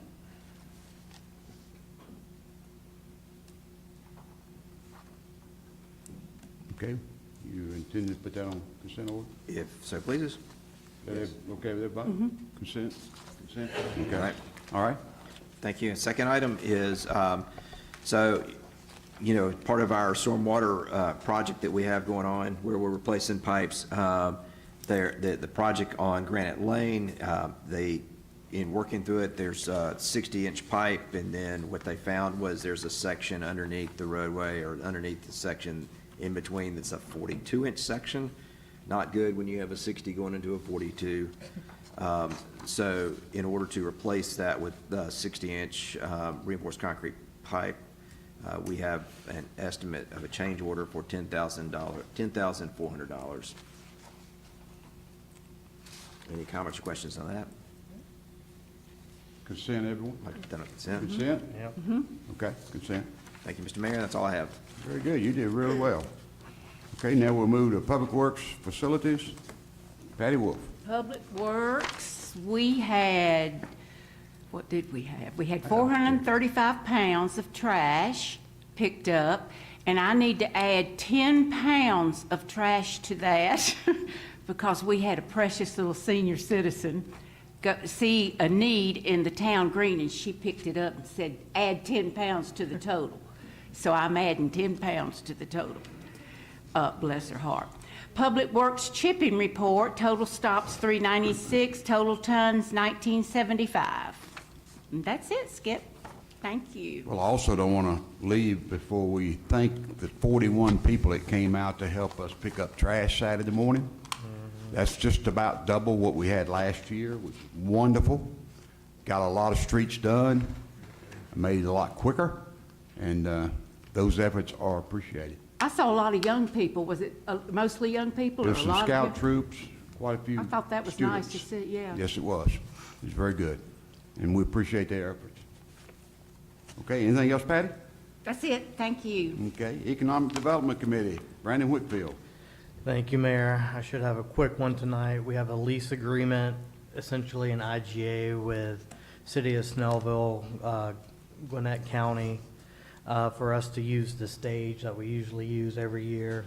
Nothing's changed. There's a nominal fee of $100, and we have to pay for their employee to come out and put it up, set it down, that kind of stuff. It's the same as years past, if I believe, correct? Yes. Same cost as previous years. Yeah. And What's the cost of a stage? Do we know? if we had to buy one? Yeah. Oh, goodness. At this price, we ain't gonna do that. Really? Yeah, because that'd be like, yeah, Wow. Wow. yeah. Okay, we all for that. So we're getting offered a deal here. So I say we keep moving this on. And that's another reason, I know it's real early, but a lot of people will ask, why don't we do it on July 4th, stuff like that. It's because we usually do rent the stage and stuff like that. But it also, the thought process of that is, people are gonna go to the bigger cities, they wanna see fireworks, they'll come to us on our day, so it still gives them something to do, so it gives them a reason to come to Loganville, so they can still go to their towns for their special, you know, for their July 4th or whatnot. If there's any questions, I'm happy to answer. I'm good putting this on consent if y'all are. Okay, consent? Okay, that's a great deal. Thanks, Selva. Anything else? That's all I have, Mayor, sorry. Okay, thank you. Sorry, it's getting late, I'm about to fall asleep. Now we'll move to the city manager's report. If you've got anything listed, Danny, I don't see anything listed. I yield my time to the city attorney. Oh, hell, we're gonna be here till midnight. Okay, we'll move now to City Attorney Paul Rosenthal with his updates and his reports. Thank you, Mayor. Just two items on your agenda for this evening. The first is an amendment to the IGA for the construction. It's a single change, and that is to move out our deadline to enter into the operations IGA, which will be the last IGA of this process, which essentially will detail the terms of how both the county and the city and the library sort of coexist. Y'all all already coexist with one another in terms of the fact that the county supports the library financially annually, y'all support the library financially annually, and provide them a space. It will just spell out those details. As you know, the state has awarded a bunch of money for the construction of this new library, and one of the conditions of that money being awarded is that there be a 20-year lease agreement in place. So essentially, this operations IGA will be that. One of the other important elements for you guys, as we talked about, is it is a dual-purpose building in that the Restrooms are being what I call dual locked, so the building is designed such that the restrooms will be able to be used for y'all's public events when the library is closed. So those details will be in there as well, such as, you know, how that all works. So to give us time to be able to get that done, and there is no rush because the building obviously isn't in existence yet, all three parties, particularly counsel for the parties, asked that we push this out until the fall. And we'll come back to you with a draft of it during the summer and then work to adopt it by the September 30th deadline. The library board has already approved this amendment, and the county commissioners approved this amendment last week. And again, the only change is just the extension of time to enter into the operations IGA.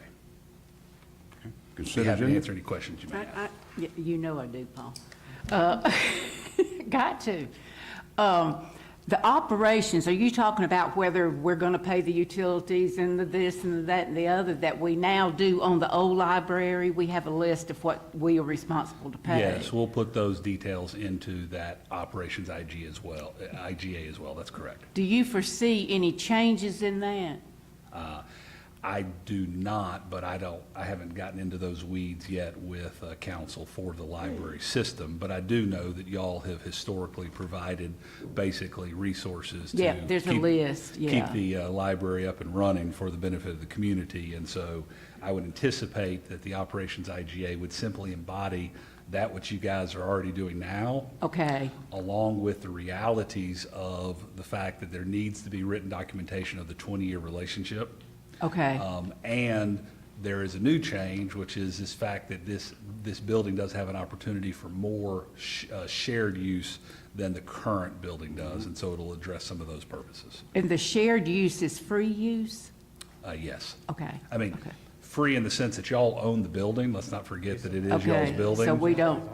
You know, Okay. but free in the sense that I don't anticipate there being any monetary transactional costs for, Okay. you know, the bathroom use.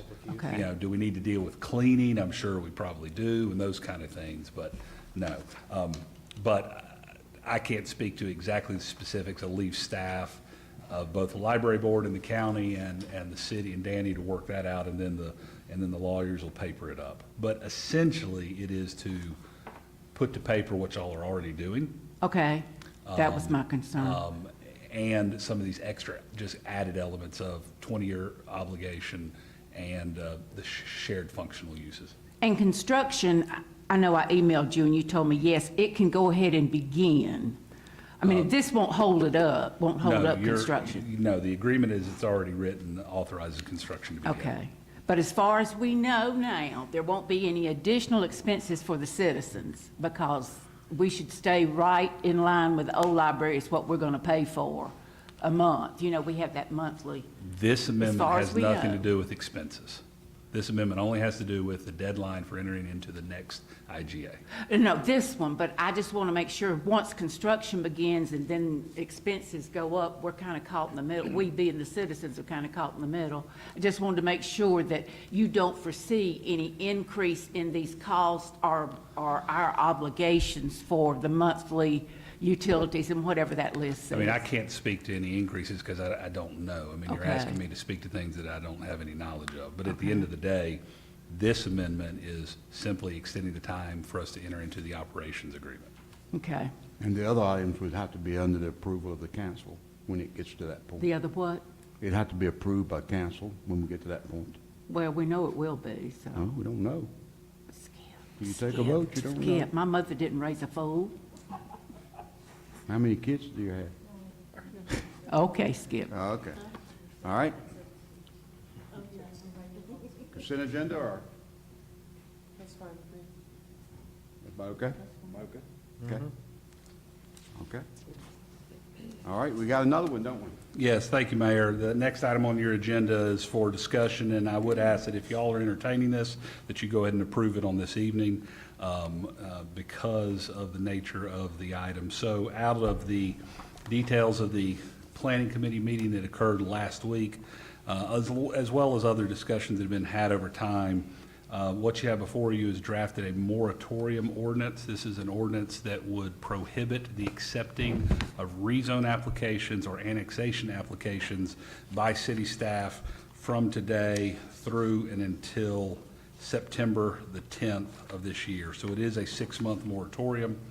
The moratorium spells out the reasons why to adopt this moratorium.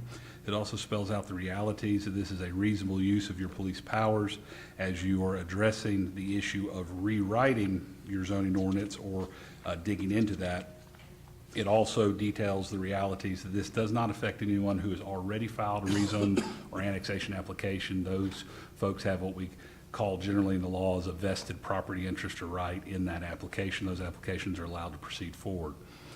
The ordinance also spells out the realities that this does not affect what I call sort of secondary applications or processes at the city level, such as variance applications, sign permits, land disturbance permits, building permits, those sort of things.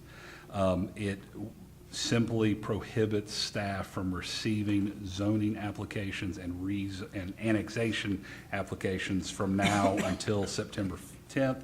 And it also directs staff to, within 30 days of today, to publish an RFQ for a rezone rewrite, for a zoning ordinance update. With that, I'll be happy to answer any questions that you may have. If the council's pleasure is considering adopting this moratorium, I would suggest that you take action tonight and take it by a roll call vote and adopt this ordinance this evening.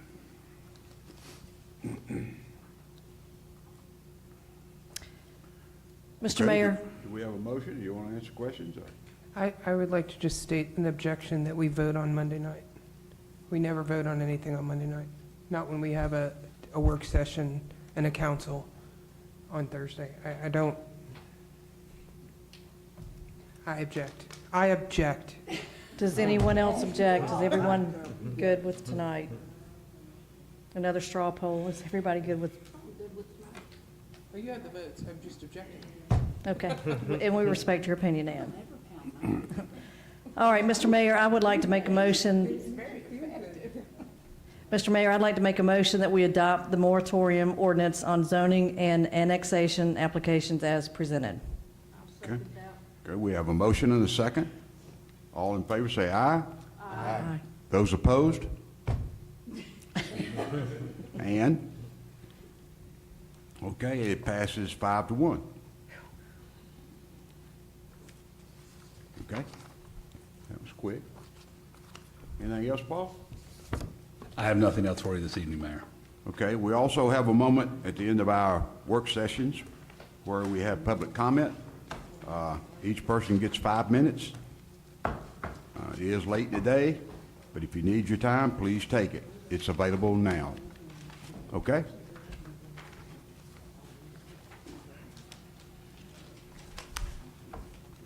You're going to say you find all this exciting, correct? Actually, I know you guys have never really seen me before, and you see me a lot tonight. Do I need to say my name and address again? Sure. Oh, okay. All right. Well, my name is Sophia Nunes Williams. I'm at 4235 Pecan Street, Loganville, Georgia, 30052. I know I'm new to this, and I'm not a city council member yet, but I do have just some questions. As I don't know if you can tell, I'm rather young, so I'm still learning a lot of things. Okay, but this time is Yeah, it's for 5 you to minutes. make your comments to us, Yeah. not question and answer. No, okay. Well, then I'll change them to periods instead of question marks. I've noticed something about Loganville that I want to bring to attention as much as possible. We are bringing all this new stuff, hoping to attract young families, wanting young families, new families, people my age with kids to this area. And trust me, my husband and I would love nothing more. Our kids go to school here. We want for them to have friends. There are no kids on our street except for them. Like, we are the youngest ones on our street, in our whole area, quite frankly. So what I want to see more from this city council going forward, at least as a citizen, is attractions for young families that aren't just square buildings with rooms and bathrooms. Actual reasons for them to come to Loganville. We came for my daughter, for our daughter. She lives in Loganville with her mom. We wanted to be closer to her. That's what brought us over. The closest thing to us as an attraction was Tot Park, which by the time we moved over here, my kids are too cool for a Tot Park. There's Flashback Games. There was a mini golf, and it's gone. There was Miss Dot's Diner, which had so much charm, and my kids loved. My mother-in-law, my father-in-law, my mother, anyone that would come to visit wants to go to Miss Dot's, and it's gone. That charm that we saw when we first came here has dimmed. And we want to see nothing more than that charm to come back. Even if it's little by little, not drive-through. I feel like it's become such a drive-through city. We want people to stay. We want that. I know I've fought some townhomes. I know I've fought developments, but we genuinely know we can't stop progress. It marches on whether we like it or not. And if you build it, they will come. But we want for the right ones to come for the right reasons and to stay. We want to stay longer than when our kids graduate. Like, we want to be like our neighbors that have been here 10, 20, 30 years. Like, we genuinely want that for Loganville. And I know that it can happen, and I know that we can be like Snellville or Lawrenceville or even Winder.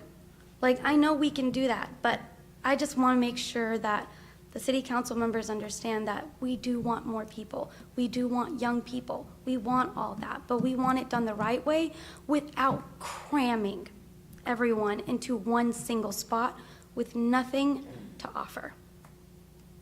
And that's it. Very good, thank you.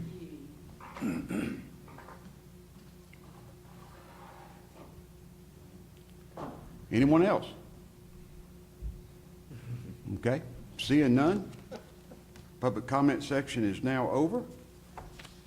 We do not have a need for executive session, and we will move now to something that's really difficult for us to do in the late hours of the night. We need a motion to adjourn. So moved. We have 6 motions.